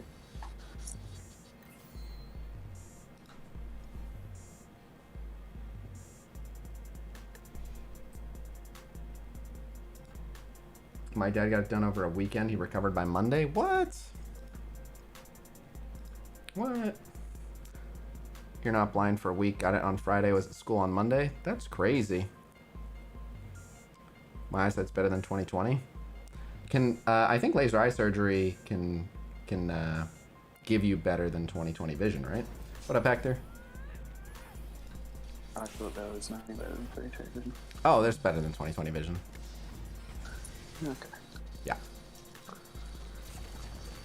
You can get it done in Mexico for like 300. There are 2 types of surgery. Yeah, that's the other thing I've heard, and I forget which is which, but there are different types. There's like I think LASIK and laser eye surgery are different. But I would love like, and the thing is, I spend like $100 a month on contacts. Not a month, but if I order contacts 10 times because my eyes are different, like if I can get LASIK for $1,000, that's just cheaper. That's just like a smart economic decision. If you have a thick retina, it's much quicker. I have no idea.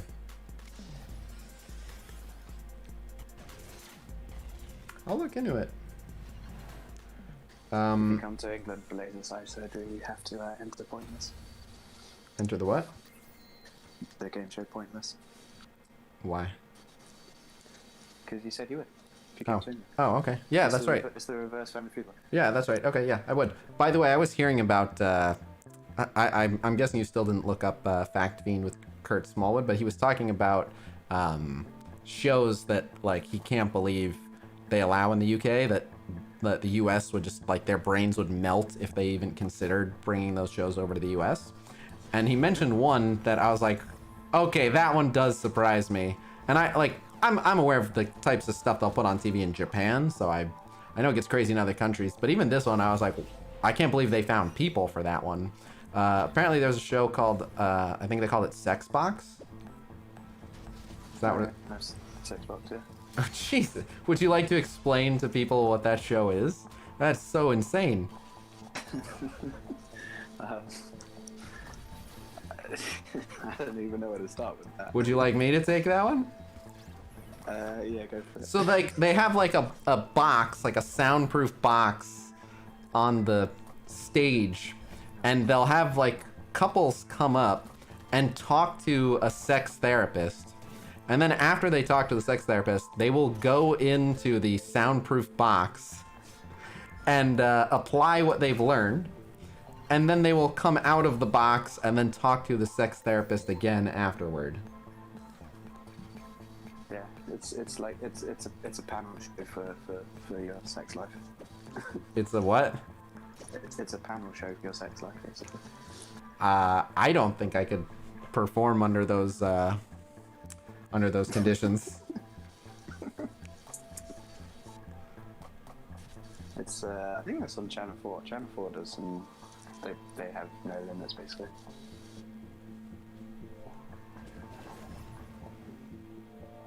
I can make live flow a little bit louder here, and then I can also make him louder within the app if I need. I thought Brits were uptight. Well, so the other thing is, like, despite the fact that a lot of people think British people are uptight, like, they'll show, like, women's tits on TV, like, it's nothing, like, they don't care.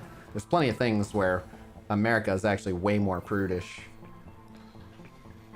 America's really weird about sex, especially in front of kids. Yeah, that's our problem. We refuse to let kids acknowledge that sex is normal, but we're happy to show them mass murder.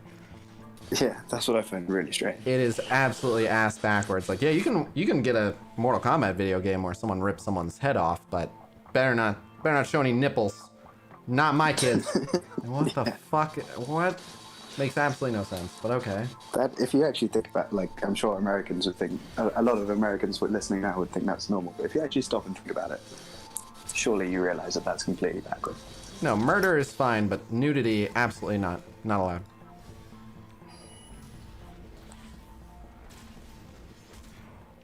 I'll tell you this, where I live in San Francisco, I don't live in San Francisco, but where I live near enough to San Francisco, there's plenty of people here who wear whatever the fuck they want. I'm sure. One of my first car rides into the city, I drove by a naked man on stilts wearing a ribbon around his junk. And I was like, oh, okay. And then the other people in the car are like, oh yeah, welcome to San Francisco. Oh yeah, same here. Where are you living? Who, me? Yeah. I live in Las Vegas. Oh, Vegas? Yeah. Oh, man. Yeah. Well, Vegas. Yeah, we were like passing by, just to see some family, and then I saw that, and I'm like, ee. Vegas is a lawless land.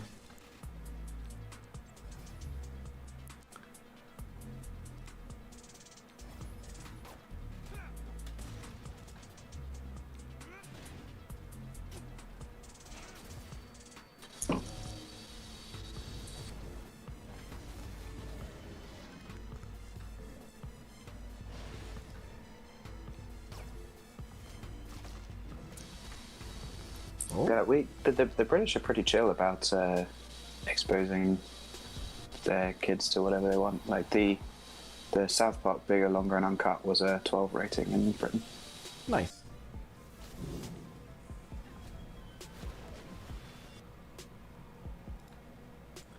Vegas is one of the few places in Nevada where prostitution is not legal. Yep. But you don't have to go very far.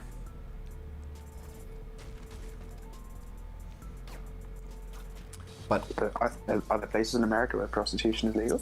Very select, but yes, there are a handful of places. If I'm not mistaken, I think there's like 2 states, and it's not statewide. It's like certain areas of the state. But they still have proper brothels. In fact, there was a show about it. I want to say there was an HBO series that it was just like a reality show based on the brothel. I think prostitution should be legal, not because I necessarily want to use the surface, but just because it's going to happen one way or the other. Yeah, it's going to happen. It's going to be so much safer for the ladies as well if they make it legal. I have no idea why it's not legal. Like in Amsterdam, the prostitutes are really well protected, whereas in illegal places where it's illegal, they're beaten and brutalized and because they can't go to the police. Yeah. Yeah, it's ridiculous. Oh, there's a state in Australia where it's legal? I didn't know that. Seattle for the longest time? Huh. Didn't know that. You can be arrested for saying the wrong things. Check the 12-year-old who tweeted some bad shit talk to a footballer. I did see that there was a guy in the UK who got arrested because he taught his dog to like raise his paw up in response to, I think it was like saying like Sieg Heil. So the joke was that he was teaching his dog to do a Nazi salute. But firstly, it was like an obvious joke, and the guy was like not a neo-Nazi or anything like that. I don't know. You get arrested. I mean, No, that guy got in deep shit. England doesn't have true freedom of speech like America does. For example, hate speech is not legal, and some other things as well. But I'm surprised he got arrested for that. Oh, he got in big trouble for that. I didn't know the owner of that ranch ran for office either.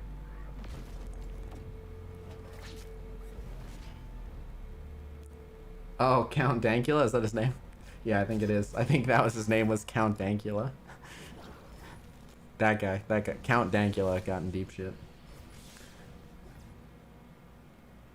In America, if you swear 400 times in 3 hours, your movie will be rated NC-17, so the South Park movie swore exactly 399 times. I forget, there was one, I forget what the exact story was, so I apologize if I'm butchering the story, but someone will know it. There was something about, like, it was either an episode of South Park or it was the South Park movie or something, but like they submitted it and they were trying to get it like rated R, not NC-17, and they came back like, oh, it's too much swearing, too inappropriate, and so each time they submitted it, they just made it more and more and more heinous until eventually the ratings board caved and was like, okay, use the original version and go rated R. I don't know if that's maybe a muddle of. Do you know the story of how the movie was named? Because that's kind of like that, but not quite.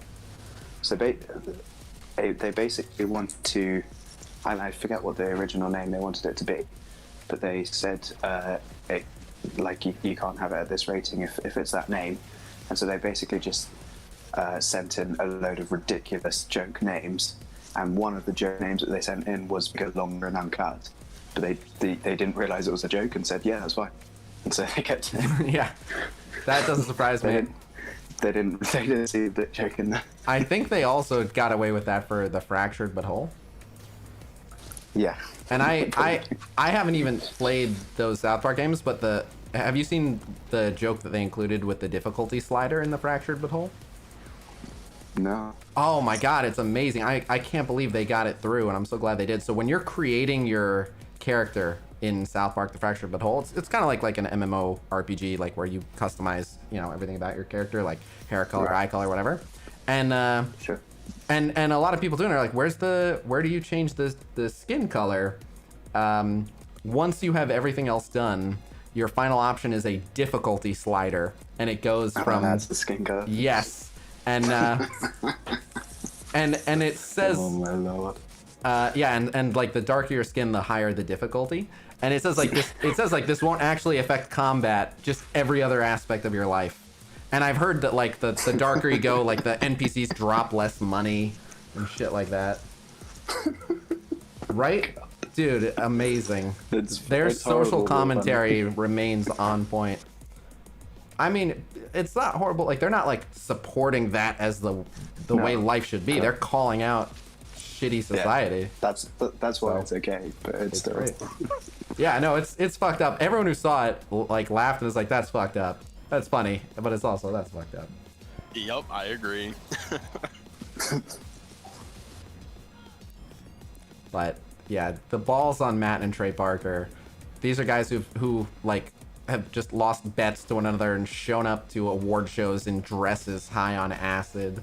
They're great, man. They do ridiculous things. I think Matt Parker and Trey Stone are real American heroes.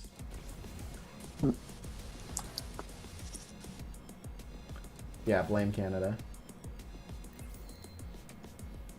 Blame Canada. Blame Canada. You can't broadcast something making fun of the Parliament in England, is that true? Technically,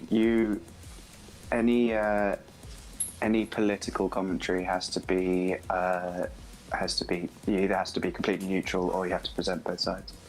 I haven't seen Orgasmo, and I did see 5 Days to Air. 5 Days to Air is pretty amazing.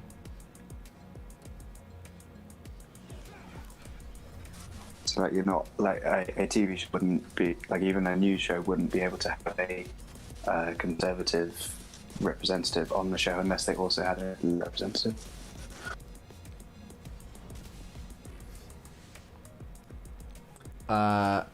Oh yeah, the Book of Mormon musical. I regret that I didn't get to see that live. And I did like how the Mormons why like the Mormons will always be of all the religions up there on the cool list. Did you hear how the Mormons responded to the Book of Mormon? Probably thought it was funny. Say again? Probably thought it was quite funny. Well, so the Book of Mormon is basically a musical just mocking the very idea of being a Mormon from start to finish.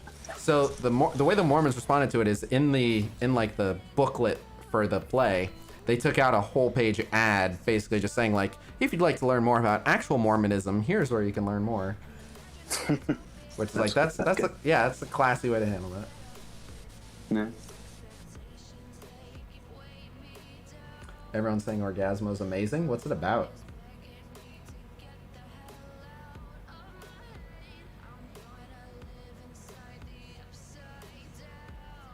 You absolutely can't make fun of Parliament. Have you heard of the show called Spitting Image? I haven't. Just it mocked everything, politics, and the Queen. You can mock things, but you can't. You can't sincerely criticize them. You have to do it as a joke. Well, it's all. I don't know the exact details of it, but I know that you can't. You have to. Well, maybe I think it might just be the BBC actually, because that's actually run by the government, obviously. So it might just be the BBC where they have to be completely impartial in anything politics related.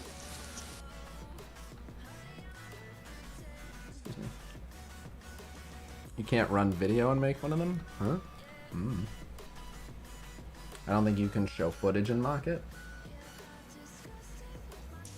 No, you're just making stuff up now.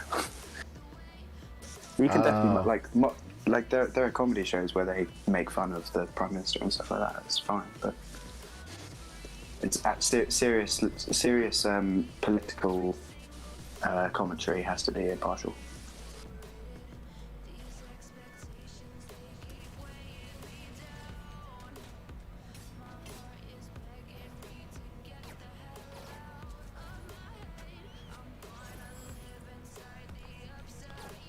How do they enforce whether you're being impartial or not? Well, that's the thing. Everyone on the right says that the BBC is too left, and everyone on the left says the BBC is too right. Yeah. Well, then I guess they're pretty impartial. Successfully pissing off everyone means you're successfully being impartial. Pretty much, yeah.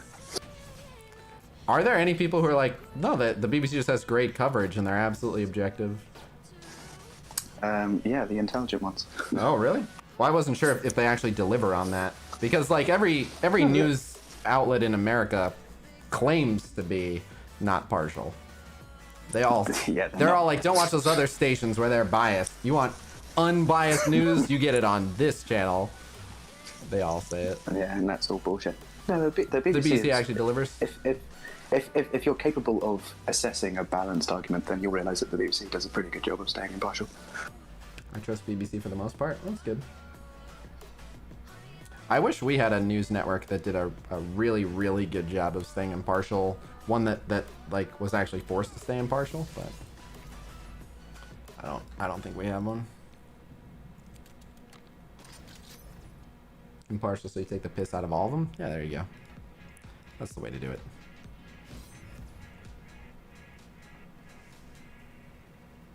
Wow, Dr. Von Hammernerd, that's great. In Ireland, anything goes?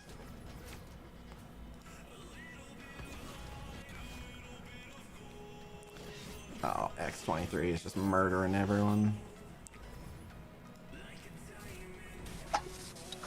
I have a feeling it is just the BBC that has limitations, because that's actually funded by the government. It would be pretty unfair if they could just use it as propaganda. I will say that a fair amount of people whose opinions I respect say that they get a lot of their U.S. news from the BBC because they don't appear That's to. quite funny. Yeah.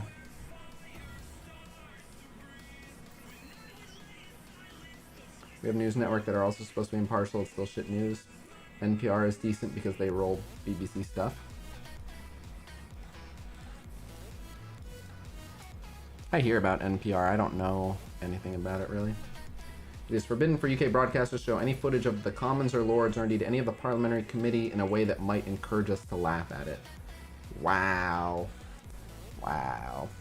I'm glad we don't have that in the US because so many of our elected officials are batshit insane. I think it's a qualification that like you cannot get elected unless you're a completely unreasonable individual. I think you can't be good at politics without being completely. Well, the weirdest thing is that so little of politics has anything to do with like the actual change you want to see in the world. It's just spending most of your time like glad-handing people, promising favors. Like politics is it's so much more of a popularity contest than it is who's qualified to make the right change. So they're all just busy. As soon as they get into office, the first thing they start doing is like trying to figure out like, all right, now how do we win the next term? It's like, Jesus. Yeah, that's the ironic thing about democracy as well, is that no one has any time to actually do anything because they're constantly worried about pleasing the people for the next election. Yeah, it's just crazy. Not that I'm necessarily against democracy, but that's definitely the biggest downfall with it. So a lot of people think America is a democracy, and it is not. People think we have a democracy in America. We're actually a democratic republic. What's technically a democracy then? Just a pure democracy. Just the people's votes translate into the results. And why is America not a democracy? We're a democratic republic. The people's votes translate into influence that is to be referenced by the elected officials who actually vote. Right. And so it doesn't really happen, but it is theoretically possible that the elected officials can ignore what the people have voted and just vote what they want instead. But yeah, England's the same. You vote for your member of parliament, and then all the members of parliament vote for the prime minister. Yep. I will say that the weird thing is I never understood like our government is built on two separate houses of government. We have the Senate and the House of Representatives, and I don't know why the Senate is a thing. Like the House of Representatives makes sense; it's based on the population, but the Senate is like Rhode Island, the tiniest state. I think Rhode Island's the tiniest state has 2 votes in the Senate, and then I forget which one's the biggest, like California or Texas. One of them's the biggest. Same 2 votes. That's the Senate. The Senate is every state gets 2. And then that House... Wasn't the Senate set up to protect corporations? That's what I understand. I don't think so, because I think we've had... It's like all the CEOs and stuff, isn't it? No, I think we've had the Senate for the entire time. I think they were made at the... Yeah, no, I know that, but... it seemed to be my impression of the Senate was that it was all CEOs and No. They were there to make sure that capitalism prevailed. I mean, the people who get elected as senators may be, I don't know enough about them. Maybe they're all might as well be representatives of the corporations. But no, you don't. It's not like being a CEO. As far as I know, most senators aren't CEOs or anything. But, we have an even more ridiculous system in that we have the House of Commons and the House of Lords, and the House of Lords isn't even elected. You get appointed to the House of Lords by basically being born into it. Well, so our actual electoral college were the ones who actually cast the votes for our president. There's so much shadiness with how they actually, like, they don't get voted in or anything. There's all these weird stipulations for how you become a member of the electoral college, but it's pretty much an elitist VIP club, special invite only. Senate so each state has an equal voice, right? But why should every state have an equal voice? Why should Rhode Island have an equal voice to Texas or California? And I'm not saying that because I feel one way about, like, I regardless of how Rhode Island wants to vote or how one of the bigger states wants to vote. If one state is just 10 times the size of the other or 50 times the size of the other, why the hell? Why are they the same? Why would they get the same vote? It's nowhere near the same amount of people. It just doesn't make sense to me. I don't see why we have a Senate. I think, like, the argument for the Senate back in the day was from a bunch of the tiny states who were like, no, we're a state too. And someone's like, you guys have like 1,000 people. And they're like, 1,000 people are 100,000 people. State is a state.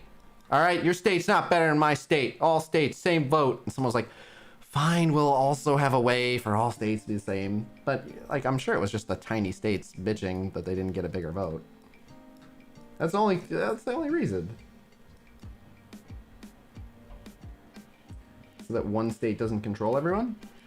But it's not that one state should control everyone, but it's also, like, if... I don't know what the actual numbers are, but if it's something like 5 states have 80% of the people... 5 states should have 80% of the vote, right? It's not fair that... Think about it when it goes the other way, to avoid the tyranny of the population. Oh. The Senate was implemented when there were only 13 states, not 50. I did not remember that. That does change things a little bit. Rhode Island doesn't want to be governed by California. I understand that, but if like, it's... While I understand Rhode Island not wanting to be governed by California, I think we can both agree that it'd be way shittier for California to be governed by Rhode Island. Yeah. Otherwise, California, Texas, and New York would run the world. Well, first off, you're talking about just the country. But, anyway. Look, Americans like to think they rule the world. Just let it be. They do. But our government is supposed to be of the people, by the people, and for the people. But then it's like, well, sometimes 10,000 people is the same as 5 million people. Like, I don't know if that's in the best interest of the people. So, There has to be a state over 5 million people. 5 million times 50 is only 200. Yeah, we have 300 million people in the U.S., give or take, last I looked, so... Yeah, we get a lot. Right, but having your own state laws is fine. Like, I get you're saying what works for one doesn't work for everyone, but that's why states have their own rules. Like, states can still have their own state laws and state government and everything. I'm just saying on a federal level... The UK had that. On a federal level, why do we have a Senate? I don't see the need for a Senate.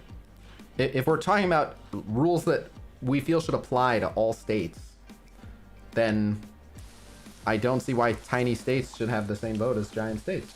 And I'm not saying that, like, even if I lived in Rhode Island, I'd be saying that. It just doesn't, like, the Senate allows for instances where 10% of the population could theoretically outweigh the other 90%. Well, that's very true too. It's simply for equality, but it's not equality at all. I think it's inequality. I think the House of Representatives is pretty equal. The House of Lords in this country, although not elected, are supposedly only supposed to be there to make sure the House of Commons don't do something that they promised not to do in their manifesto. What? I don't know if the Senate, the House of Lords is like, once you become a member of the House of Lords, you're there for your whole career. You don't have to get re-elected, and they're basically just there to make sure that the House of Commons are actually doing what they said they would do in their manifesto. I don't know if it's the same for Senate. No, it is not. You're not. Senators aren't for life. Nothing gets passed unless the House of Commons and the House of Lords both pass it. We could pass stuff, and I forget exactly what it is. Different things have different requirements, but something like you need like 2/3 majority in one, and then you need like a majority in the other. I don't remember. It's all confusing. Your president can also just force things to happen. There's generally a 2/3 overrule, so 10% can't control 90. So even, well, but so. When you say 2/3 overrule, so what you're saying is if the majority of the Senate, if say 52% of the Senate or whatever, but then 2/3 of the House can overrule it, that makes sense at least. That's a little bit better.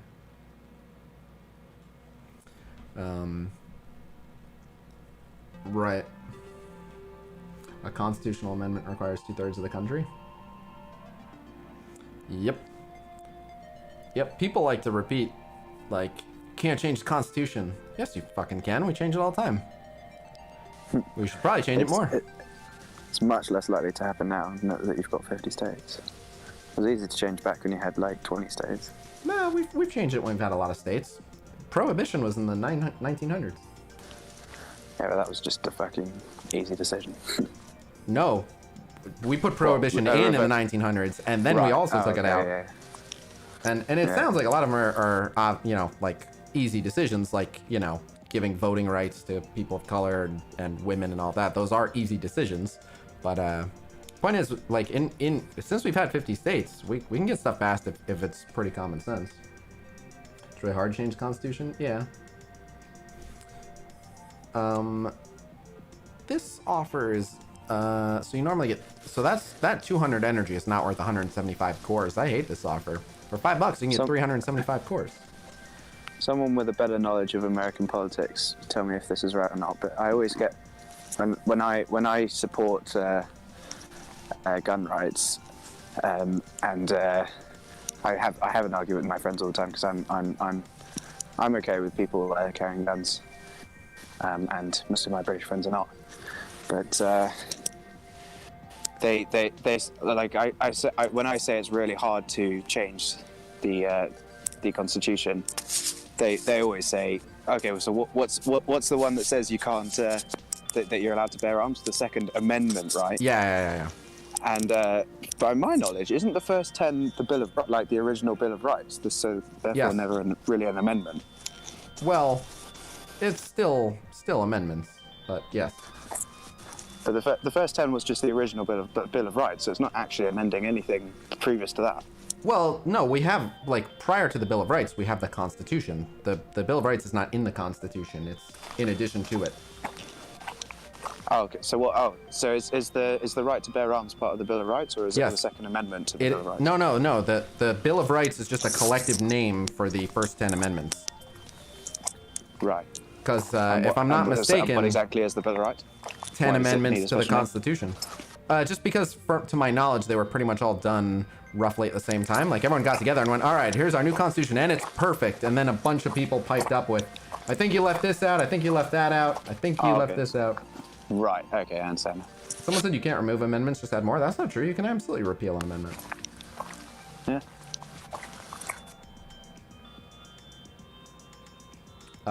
Supreme Court has to declare an amendment to the U.S. Constitution is constitutional. How is changing the Constitution ever going to be constitutional?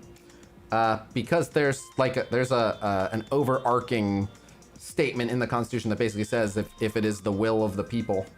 So something is a change to the Constitution is by default constitutional if it meets the specified requirements in the Constitution that enough people want it. The thing that pisses me off to no end is an argument that everyone thinks that they're going to say this argument is just going to win them the debate. It's just the most obvious thing. Like, it's not technically incorrect, but it's when they say, in America where they have more guns, they have 50 more lethal shootings per year.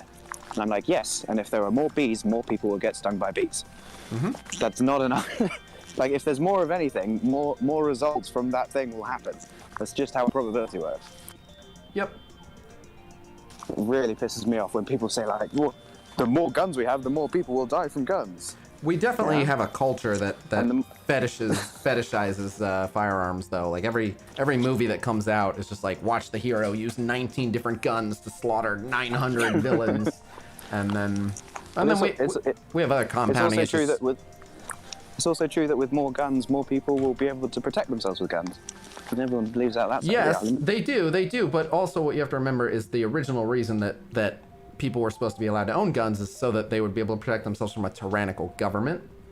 And that's all fine and fair, except that these days, none of the guns we're allowed to own would save us. Like, if the government wanted to bully the people, you know, we're talking, they have, like, atomic weapons and... Like, your AK is not going to save you from, like, a stealth bomber overhead wiping out your neighborhood. Like, it's just not... That dream is long dead of, like, I've got my guns, I'll be fine in my house.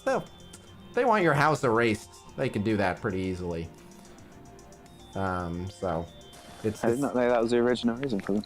Yeah. It was the whole reason. The reason why people had the right to bear arms is to protect themselves against a tyrannical government. Basically, like if the government ever gets irresponsible and tries to bully the people should all be able to come out of their houses with their guns and say, "Not today, motherfuckers." That's quite funny. Which made a lot of sense back when everyone was using fucking muskets. Yeah. A well-regulated I- militia being necessary to the security of a free state, the right of people to keep and bear arms shall not be infringed, so that the people can band together and form their own militia to oppose governmental tyranny. Very interesting. I'm not necessarily sure that America's got it perfect, but I still do support. Oh no, we have it perfect. Fuck off. I still prefer American gun laws to UK gun laws, though.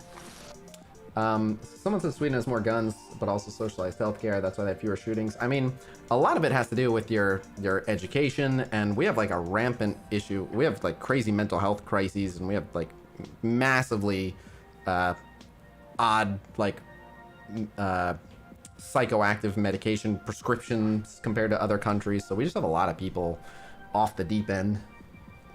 So if everyone can just walk into Walmart and get a gun, and then we have more crazy people. We just actually have more, like, we have more incarcerated citizens per capita than any other country. More of our own people are in jail than anywhere else. That doesn't surprise me. To me, like, the closest thing I can think of like a good system would be the background checks that they have in the UK. In the UK, you're allowed to own a firearm if you go through a background check and get a license, but you have to keep it either in a gun safe at your house, or if you're traveling with it, it has to be in a locked safe, in a locked portable carrier. Which, like, I'm okay with that, but it's not going to protect me if I need protection. So I would prefer somewhere where they had the background checks of the UK, but you can still hold an easily accessible firearm. We do require background checks. Yeah, very few people want all guns gone. That's very true. We weren't supposed to have a standing army. Yeah. It's because they just rebelled against Britain. Yeah, also that. At the time, but you were allowed to carry anyone was allowed to carry firearms in Britain as well. Delusional people spreading lies to gullible people. Yeah, people. We have crazy people. Honestly, I think that the single biggest issue with our country is our education system sucks. Our teachers don't get paid anywhere near enough, and we raise some dumbass people. It's like our education system had 18 years to teach these people their foot from their ass, and nope. Your state education is actually better than the UK's. I said we have background checks. We absolutely have background checks. I wasn't saying we don't. We do. We 100% do. We need better background checks. But the state education in America is actually better than the state education in the UK. But the private education in the UK is more prevalent and is way better. And what Chuck said, you can walk into Walmart and walk out with some guns. You only need background checks for certain ones. But anyway, we put a lot of educational work into garbage topics. Yeah, we do. Yeah, we do. You can just go to a gun store with it. Texas, not too long ago, took evolution out of their science textbooks. They successfully got evolution removed because it's only a theory. We're straight up going backwards. Oh my god, just Was that Texas? I didn't think it was Texas. Were you sure it was Texas? Yes, fucking Texas, dude. Oh. Successfully unlearning evolution. We'll get there.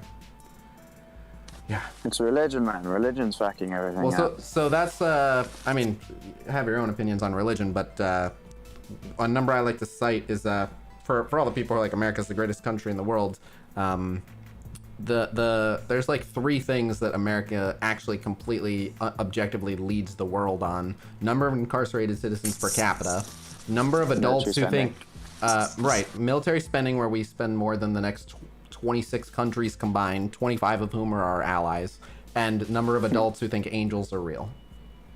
That's where we lead. So yeah, I think we could do a little bit better.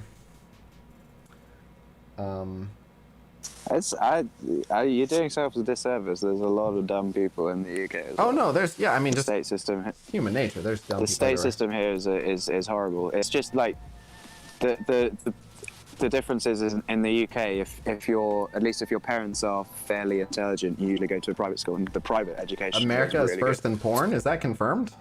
I'll call that a win for us. We're also probably Wait, first in angels aren't obesity real? as well. I wouldn't be surprised if you're first in obesity. I feel like we probably are.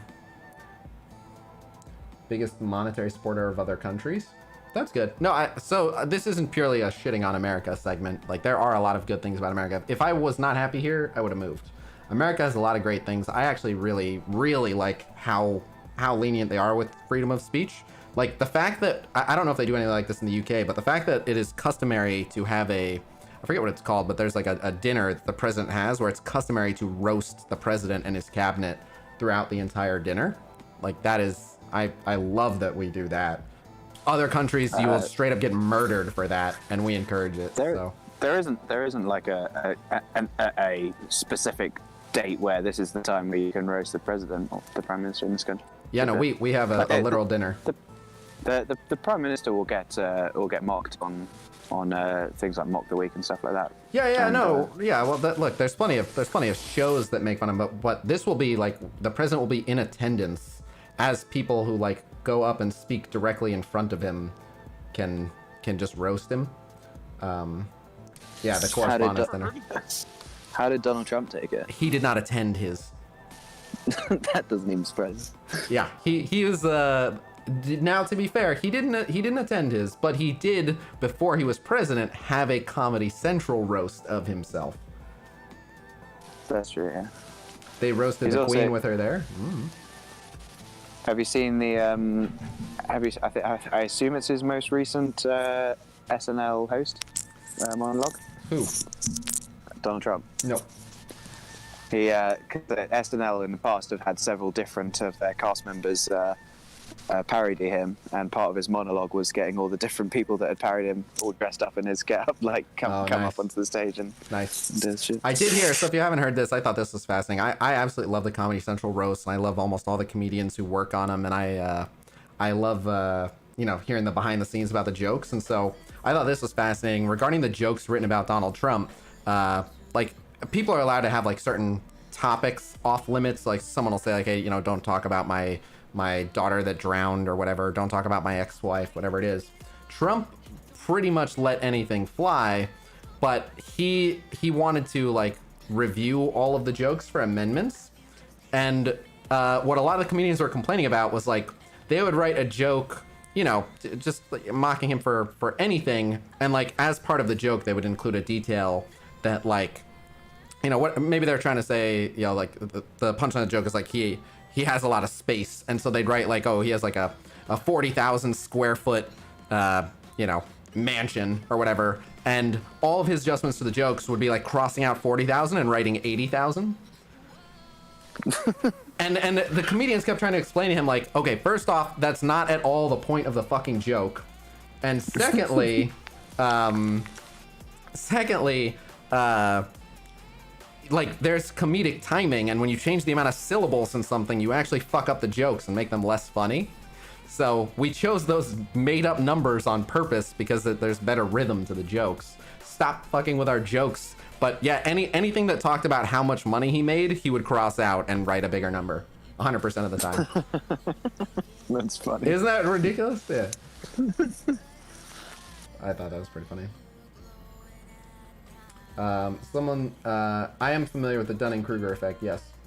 And someone asked, use that overused and oversimplified quote from the newsroom. Yeah, absolutely I did. I wasn't saying that's the whole story, but it's not wrong. But anyway. How long till your next election? 2020. Oh, it's here? November. Ah. Let me see if this guy's around for his roster review.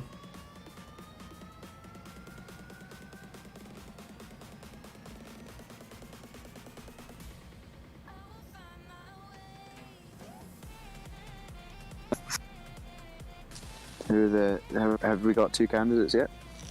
Well, the incumbent is pretty much always one, so Donald Trump will be one 99% likely. Sure. Have we got a Democrat yet? I believe it's looking incredibly likely it's going to be Joe Biden, who was President Obama's vice president, if you didn't know, but I do remember Joe Biden, yeah. Yeah. Honestly, what I scares don't me... know enough about him to form an opinion of him. What scares me most about both of the gentlemen we're considering is that they are both almost certainly senile at this point. They're both like 112 years old. I don't know why we keep deciding that people who... Yeah, people who are like 50 years behind the actual climate of the country. I don't know. Yeah. Doesn't Our bubble. premises have been pretty young recently, actually. I would love it if we tried a young one. Theresa May wasn't that young. We've got to try a young one. Boris Johnson and Theresa May, who are the most recent two, aren't that young, but before that.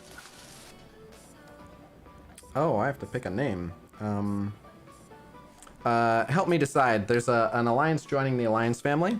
Do you guys like Knights of Khasino, Casino Commandos, Casino Corp, or Casino Face? Because they used to be Taser Face. Knights. I like Knights of Casino, but I like Casino Corp as well. I prefer Alright. Knights of Casino. And that Demik is absolutely right. It's going to be people voting for Trump and people voting against Trump. That's exactly right. Pretty much, yeah. Yeah. I mean, that was the case in the last one, wasn't it? Well, I get there were a lot of people that really didn't like Hillary as well. Casino Face, get a Trudeau. Oh, Casino Face. No, that one's rubbish. I get that it's based on their previous name, but I don't know, I guess. Boris Johnson is awesome. no I one loved that him just on reads Top it Gear when he will was know that. Transpo Minister. Is that real? What? Someone said Boris Johnson is awesome. I loved him on Top Gear when he was Transpo Minister. I mean, Top Gear is a real show. Right, but was he Transpo know. Minister? Yeah, I have no idea if there's truth. I don't know what transport minister means. It's possible that he was on Top Gear. Probably it's a more recent one. I haven't watched Top Gear since the three main cast members left and started doing Grand Tour instead.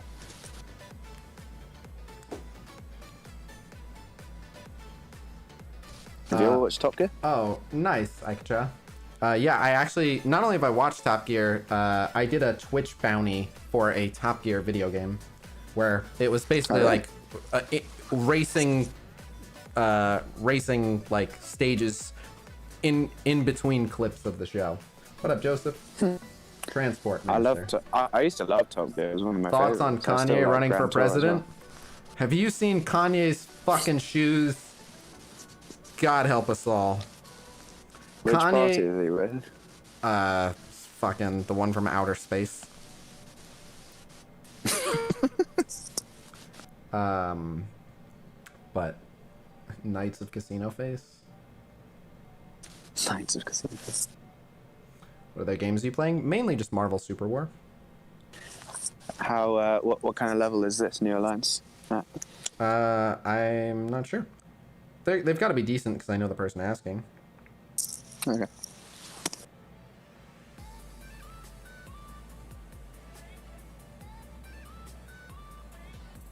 I need more alliances that are like just above mine, because there's only like one.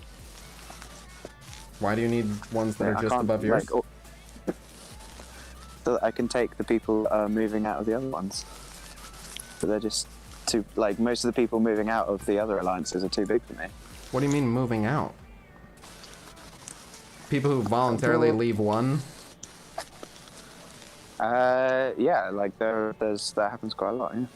Yeah. There's not as much leaving. Every time. There's more kicking. Every time less someone leaving. leaves an alliance, They have to go No, somewhere, more. but it's more kicking might than be. leaving. maybe, but even so, like every time someone leaves one of our alliances, all the leaders will bid on them basically. All right, let me see if this person's around for their roster review. Is anyone in chat someone who's been waiting around for a roster review? Because I think the plan. Well, so first off, all this talk about Donald Trump. Of course, Donald Trump's not here in the chat, but I can play a little bit of Super War. I can do a roster review. I've been trying to do one roster review a day, so I can do a roster review. I would really love if this whole time it actually was Donald Trump. Yeah. Oh, that'd be amazing. Can you imagine? He's just desperate to see some Super War. Yeah. Well, because they won't let him see it ever since he talked bad on China. Yeah. But me, please. Well, Khasino, I don't think you actually signed up for one. I think I just said I would do one for you. What? Huh. Oh yeah. Russell view. You can. But by default, you're a lower priority one. You're Yes. just giving out roster reviews now? No. Specifically for other content creators, I usually just offer to do it. Mm. I've been Didn't waiting, tell me that. but I have no time. Yeah. I forget. T-Rescue. I don't mean I forget who T-Rescue is. I mean I forget if T-Rescue got one and has just been waiting for another. Oh, that's... Okay, no, yeah, there was... Okay. Oh, yeah, in June. Yeah. Yeah, T-Rescue has been waiting for one. Did you want that roster review?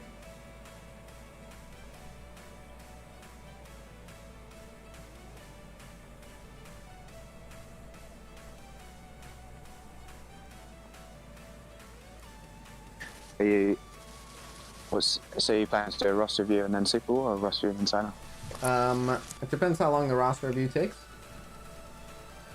Yeah. Yeah, I do remember Oh. that, Sean, and then I got way backed up. The other thing though is roster reviews just keep taking longer and longer. Like Blitz teams used to be the longest part of roster reviews, and people would have like 10 Blitz teams. Now everyone has like 25 Blitz teams, and I have to do war offense and war defense, which is different. Like roster reviews got way longer. Oh my god, he's back. Damn it, Donald Trump, I just offered to play Super War and you weren't here. Now you have to wait for a roster review. Well, I have the time. I have enough time for probably one or the other. Dude, I could speed up your whole roster review process so easily. I don't actually believe you could. I definitely could. How so? With a mixture of using MSF PAL and the tool that I've created. I mean, there's a lot of like individual evaluation that has to be done for the arena teams, for the Ultimate 7 teams. Yeah. Alright. It wouldn't save it that much time. I bet it would. I'm happy to try it. We can take bets on how much time it'll actually save. Alright. I don't think it'll save that much. A lot of people have said like, oh, just have people who do it and then you look over it. But no one wants a roster review that I didn't do. No, it's not me looking over it. I'm just... No, I know. I was just saying like the other ideas I've heard for like how to make them quicker. They just take a while. Right. But all right, T-Rescue, you able to screen share on Discord?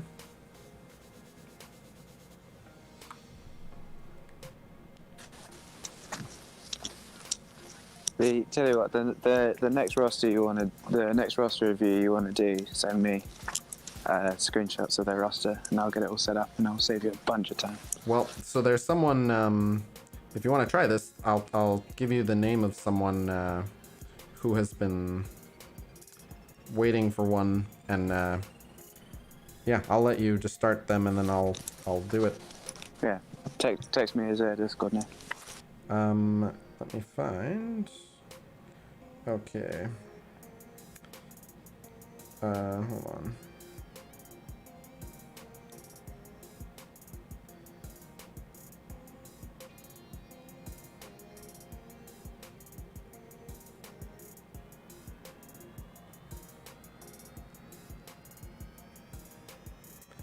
Alright. That is his name. Cool.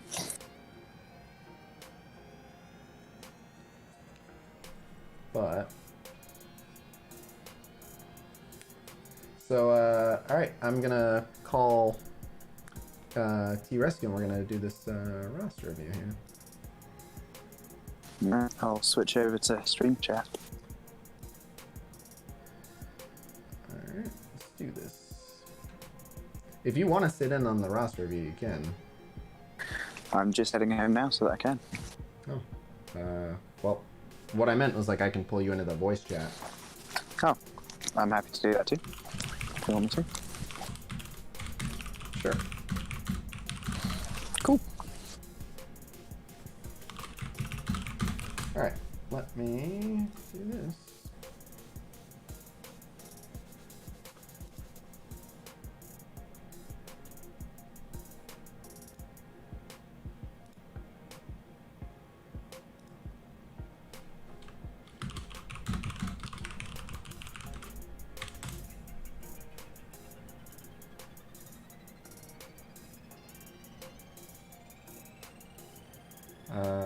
Waiting for him to join voice chat here. What up, Derek?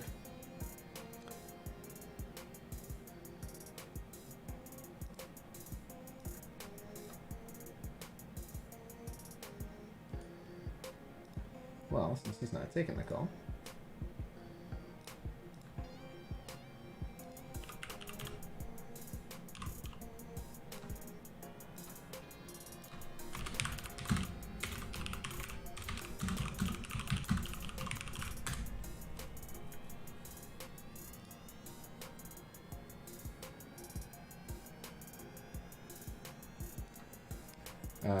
What the heck? Okay, now, wait, okay, there it is. He has to accept my friend request before I can call him or pull him in here. Oh, okay.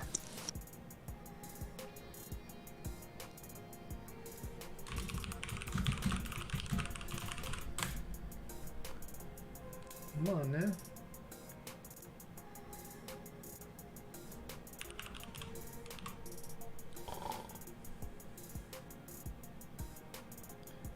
Give him a minute. Oh. We got a subscriberino.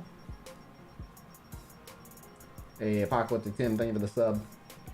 Yeah, I think we just had like a $5 donation today. Woo. We're gonna whale out on Squirrel Girl tomorrow, most likely, to see what that character can do. So, what up, Charged Clouds?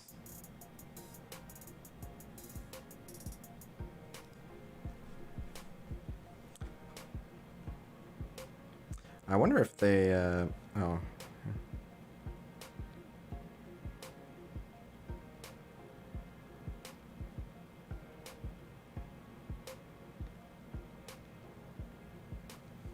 Never mind. Oh, there, finally. Okay.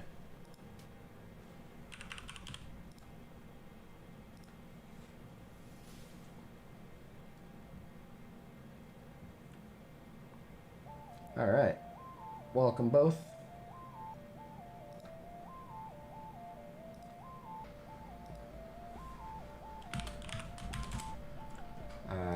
What? Can you guys hear me? Either of you? Oh, I wasn't in the call. Okay. Can you guys hear me? Either of you? I was in this alliance and then I went to another one and came back to this one. There we go. I think maybe. Good, Derek. You did. Just go face. What up? All right. You can start. You can start streaming. I thought I did that already. No, maybe in the other call, but you got a screen share Gotcha. via Discord.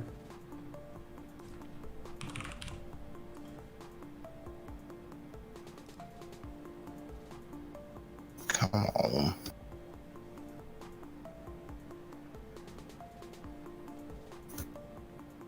And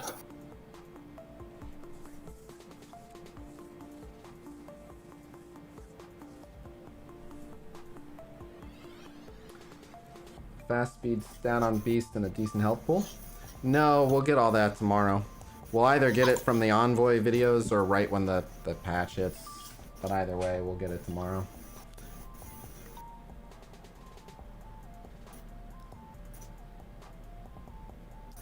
Alright. Alright. Full screen that. And then I can do this, which should be that.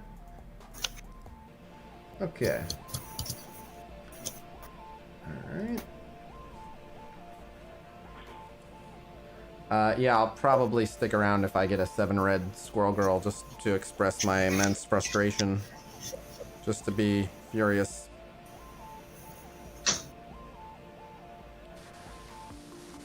I can only see like half the screen because it's cut to the sides. You just click it and it makes that one the primary. Oh, on mobile, I think on mobile you might have to like turn your phone sideways or something. I forget how it works on mobile, but anyway. Turn sideways, doesn't it? Okay, I forget how it works on mobile. But anyway, it's not as important that you see and more important that you hear.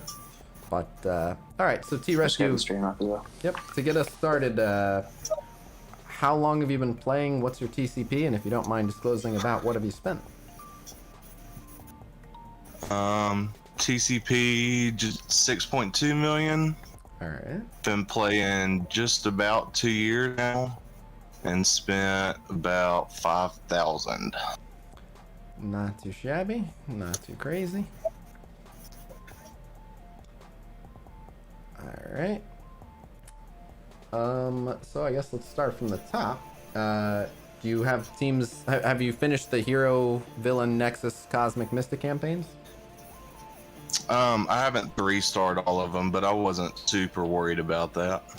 Well, it's up to you if you want me to build teams for them, but I'm gonna guess with your TCP that you could 3-star them right now. Sure, we can do that. Well, I just meant like, do you want me to build the teams for them? Like, if you think you can just go back and 3-star them whenever you get a chance, you can just do that.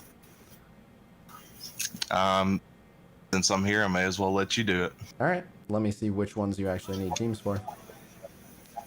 Because especially with the chapter 7, there's like different sections, so you have a different team for. Right. Yeah.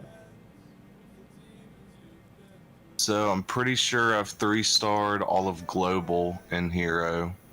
Let's take a look. The other thing is we won't necessarily have to build a team if you can just 3-star it right here. So maybe we'll just walk you through it as well. Right. Yeah, so I got Node 6 to 3-star.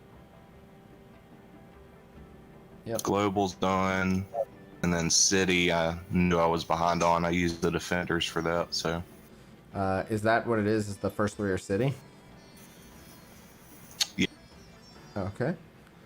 We'll take a look at who you've got. So yeah, I guess start the first City one. Let's see if we can 3-star based on what you've got. But like the first one that you don't have 3 stars on. No, I meant like let's play through it, because if we can play through it, then I'm. Yeah. I gotcha.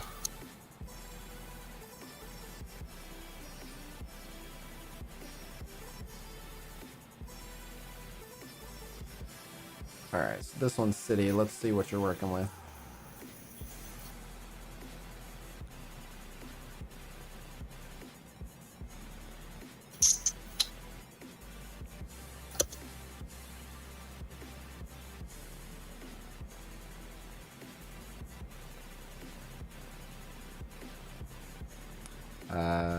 Oh, did you have Symbiote Spider-Man last time? I did not. I think you'll be fine with this, but what I'm gonna say actually is I think you should go Miss Marvel instead of Punisher, and then swap the position with Ghost Rider. Yeah, I have to see how strong she is though. But yeah, put Ghost Rider there anyway. All right, so what's her power? 35. Punisher was 64. I know he is stronger, but he's also less useful. Try it. Let's see with her, and then I also want to see with Iron Fist. Punisher may be stronger, but he's also contributing the least, and you have multiple hero brawlers there, and then she's tanky, she's self-healing, so let's try her. Gotcha. Let's give it a shot.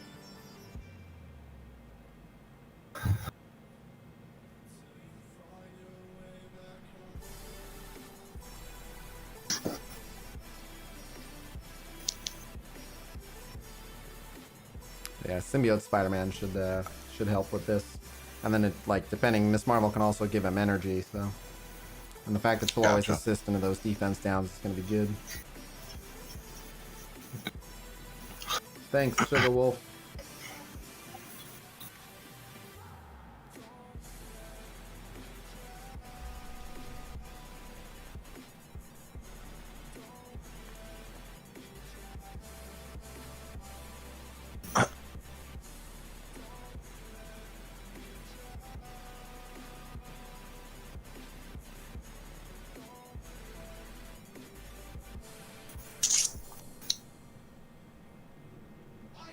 This is the first time I've used Bluestacks since the update, so it's having to reload everything.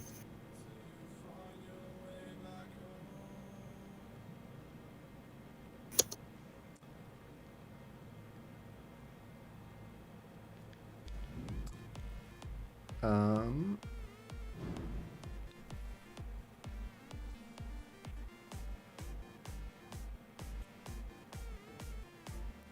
Hello, JF. There we go. This one should be easy. Is this a protect the operator? Yeah. So you can use the special on Vulture. Or yeah, you can use the special on Vulture. Special on Vulture. Yep, just get bleeds. But this one's just to protect the operator. I didn't realize. But yeah, Miss Marvel will still help with that, assuming that operator's considered a hero. I would go ahead and ult Vulture. The sooner you can get rid of Vulture, the better.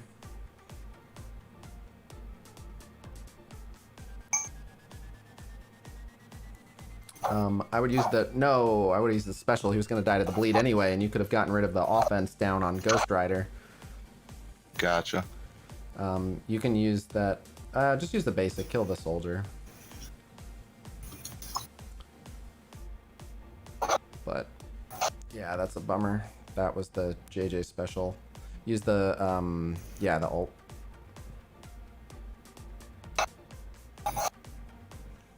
Yeah, that energy would have been good too. James, you can absolutely, you can go through, PayPal, whatever you prefer. Yeah, use, oh, well, Offense? no, because I don't want her to eat the counter from Gotcha. Rhino, so hit the other soldier. Actually, yeah, hit the other one. But yeah, then Daredevil's, or I mean, Deadpool is gonna go after her, which is not good. Use the basic there. He's gonna heal up off of it. Should probably actually targeted one of the riot guards, but that's okay. Yeah. Yeah, see, she's a liability. Use the special there, though. Oh, he's... yeah, and that's the other thing. If he's still offense down, he wouldn't have been offense down if he'd used the JJ special. So the team can do it, but this particular attempt might be a fail. Use the stun on Bullseye. Bullseye. Yep, just because he's about to go and hit someone real hard. Use the special. Please give energy to Miss Marvel so she can freaking heal herself, otherwise she's gonna die. No. Yeah, see.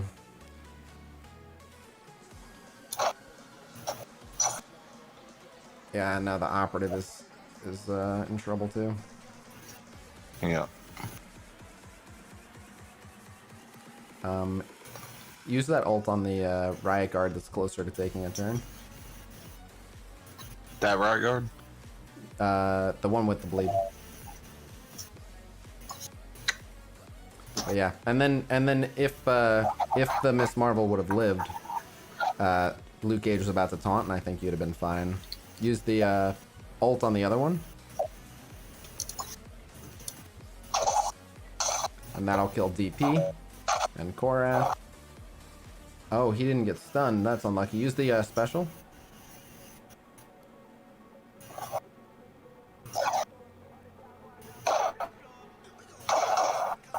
But if anyone has an AoE, your operative is in trouble. Yeah, you can use the basic and start taking them out.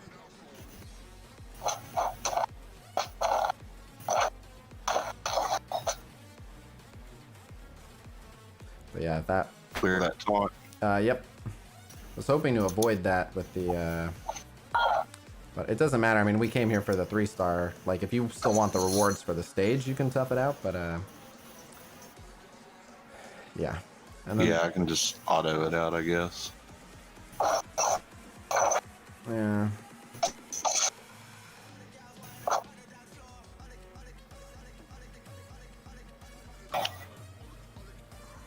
Oh, it was Goblin that put the defense down on JJ. Makes sense.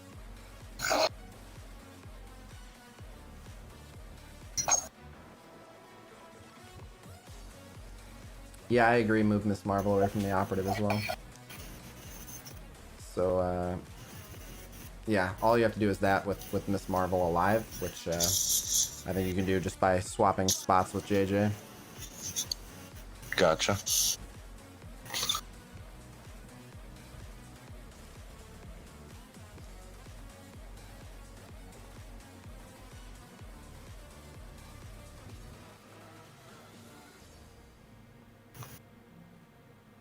I'm gonna turn off the sound effects real quick. They were off. Great.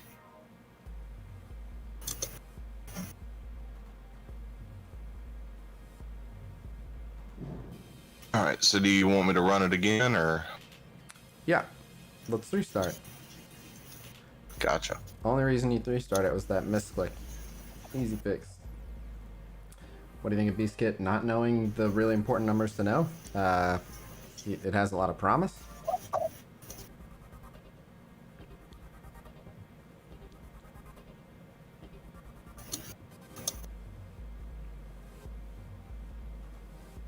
All right.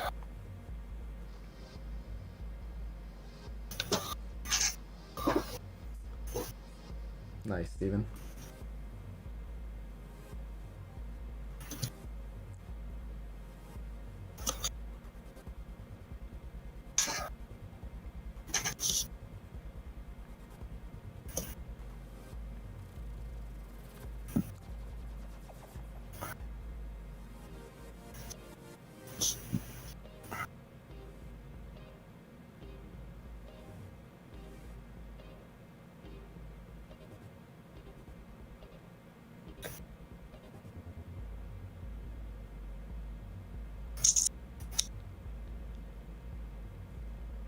Taking forever.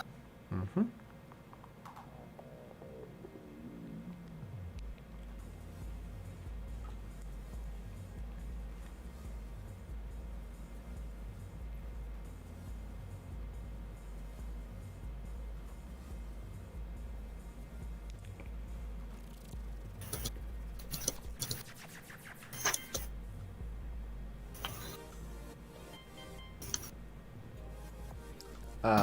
I'm probably gonna wail on Squirrel Girl.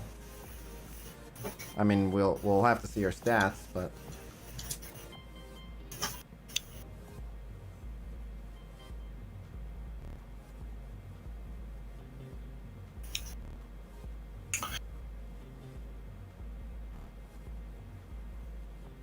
hello, people. I am drowning. Sorry to hear that. Yeah, I don't know what his internet speed is, but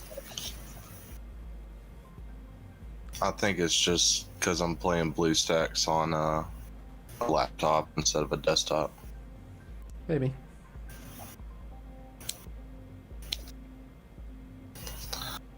Come on. There we go.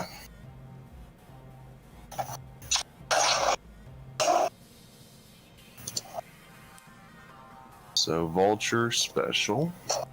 Yeah. Again, the Miss Marvel got hit, but yeah, use that again. And bleeds. Yep, use that special, and that'll finish those 3.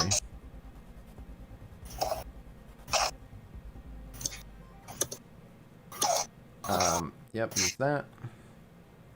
And then, yeah, you're going to use this JJ special.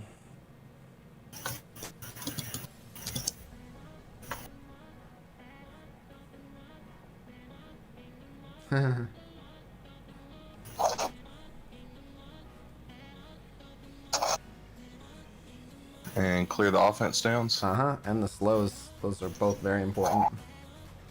But it's weird that he just keeps going for your Miss Marvel. Now I would wait to use the slap. I would punch Deadpool, I think.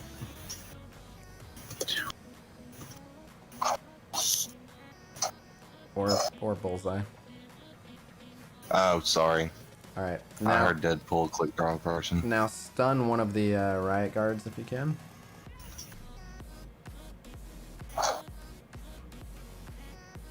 And then ult the other. Yep.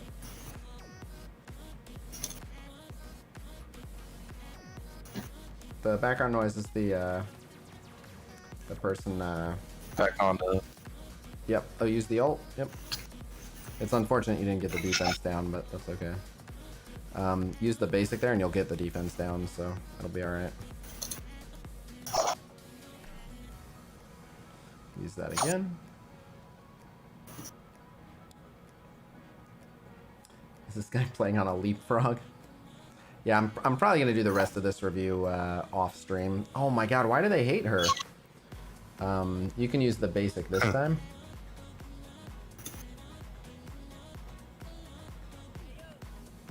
And then basic bullseye. Basic bullseye. Yeah, but if this frickin' rhino, okay, good. At least he went over there. Damn, he did so much to her though. Okay, you have to use the ult on the Korath. That sucks, man. Yeah, if he picks the operative, it's just RNG. Oh no, even worse. Miss Marvel's taunting. Yeah, hit Korath again. But I don't think there's anything you can do. I think Deadpool's gonna kill the operative. Oh. Stun Deadpool? No. Oh, yeah. Yeah. Forgot that was available. Yeah. Boom. And then you should have the taunt on Luke soon. Use the basic on DP. Basic on who? DP, Deadpool. Deadpool. Since he won't be able to heal from the stun. Use the special there.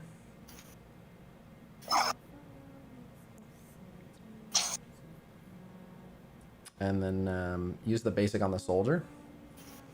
It's fine if that guy defense ups now, because you only have one more turn on the operative, but you want to give out some ability energy. So now I would use the ult. Yeah, use the ult. Give out more ability energy. Nice. Use the basic. That's fine. Yep. Okay, use the base. Special actually. Special. Bam. But as soon as operative goes again, you win. So just ult Rhino and you should be good.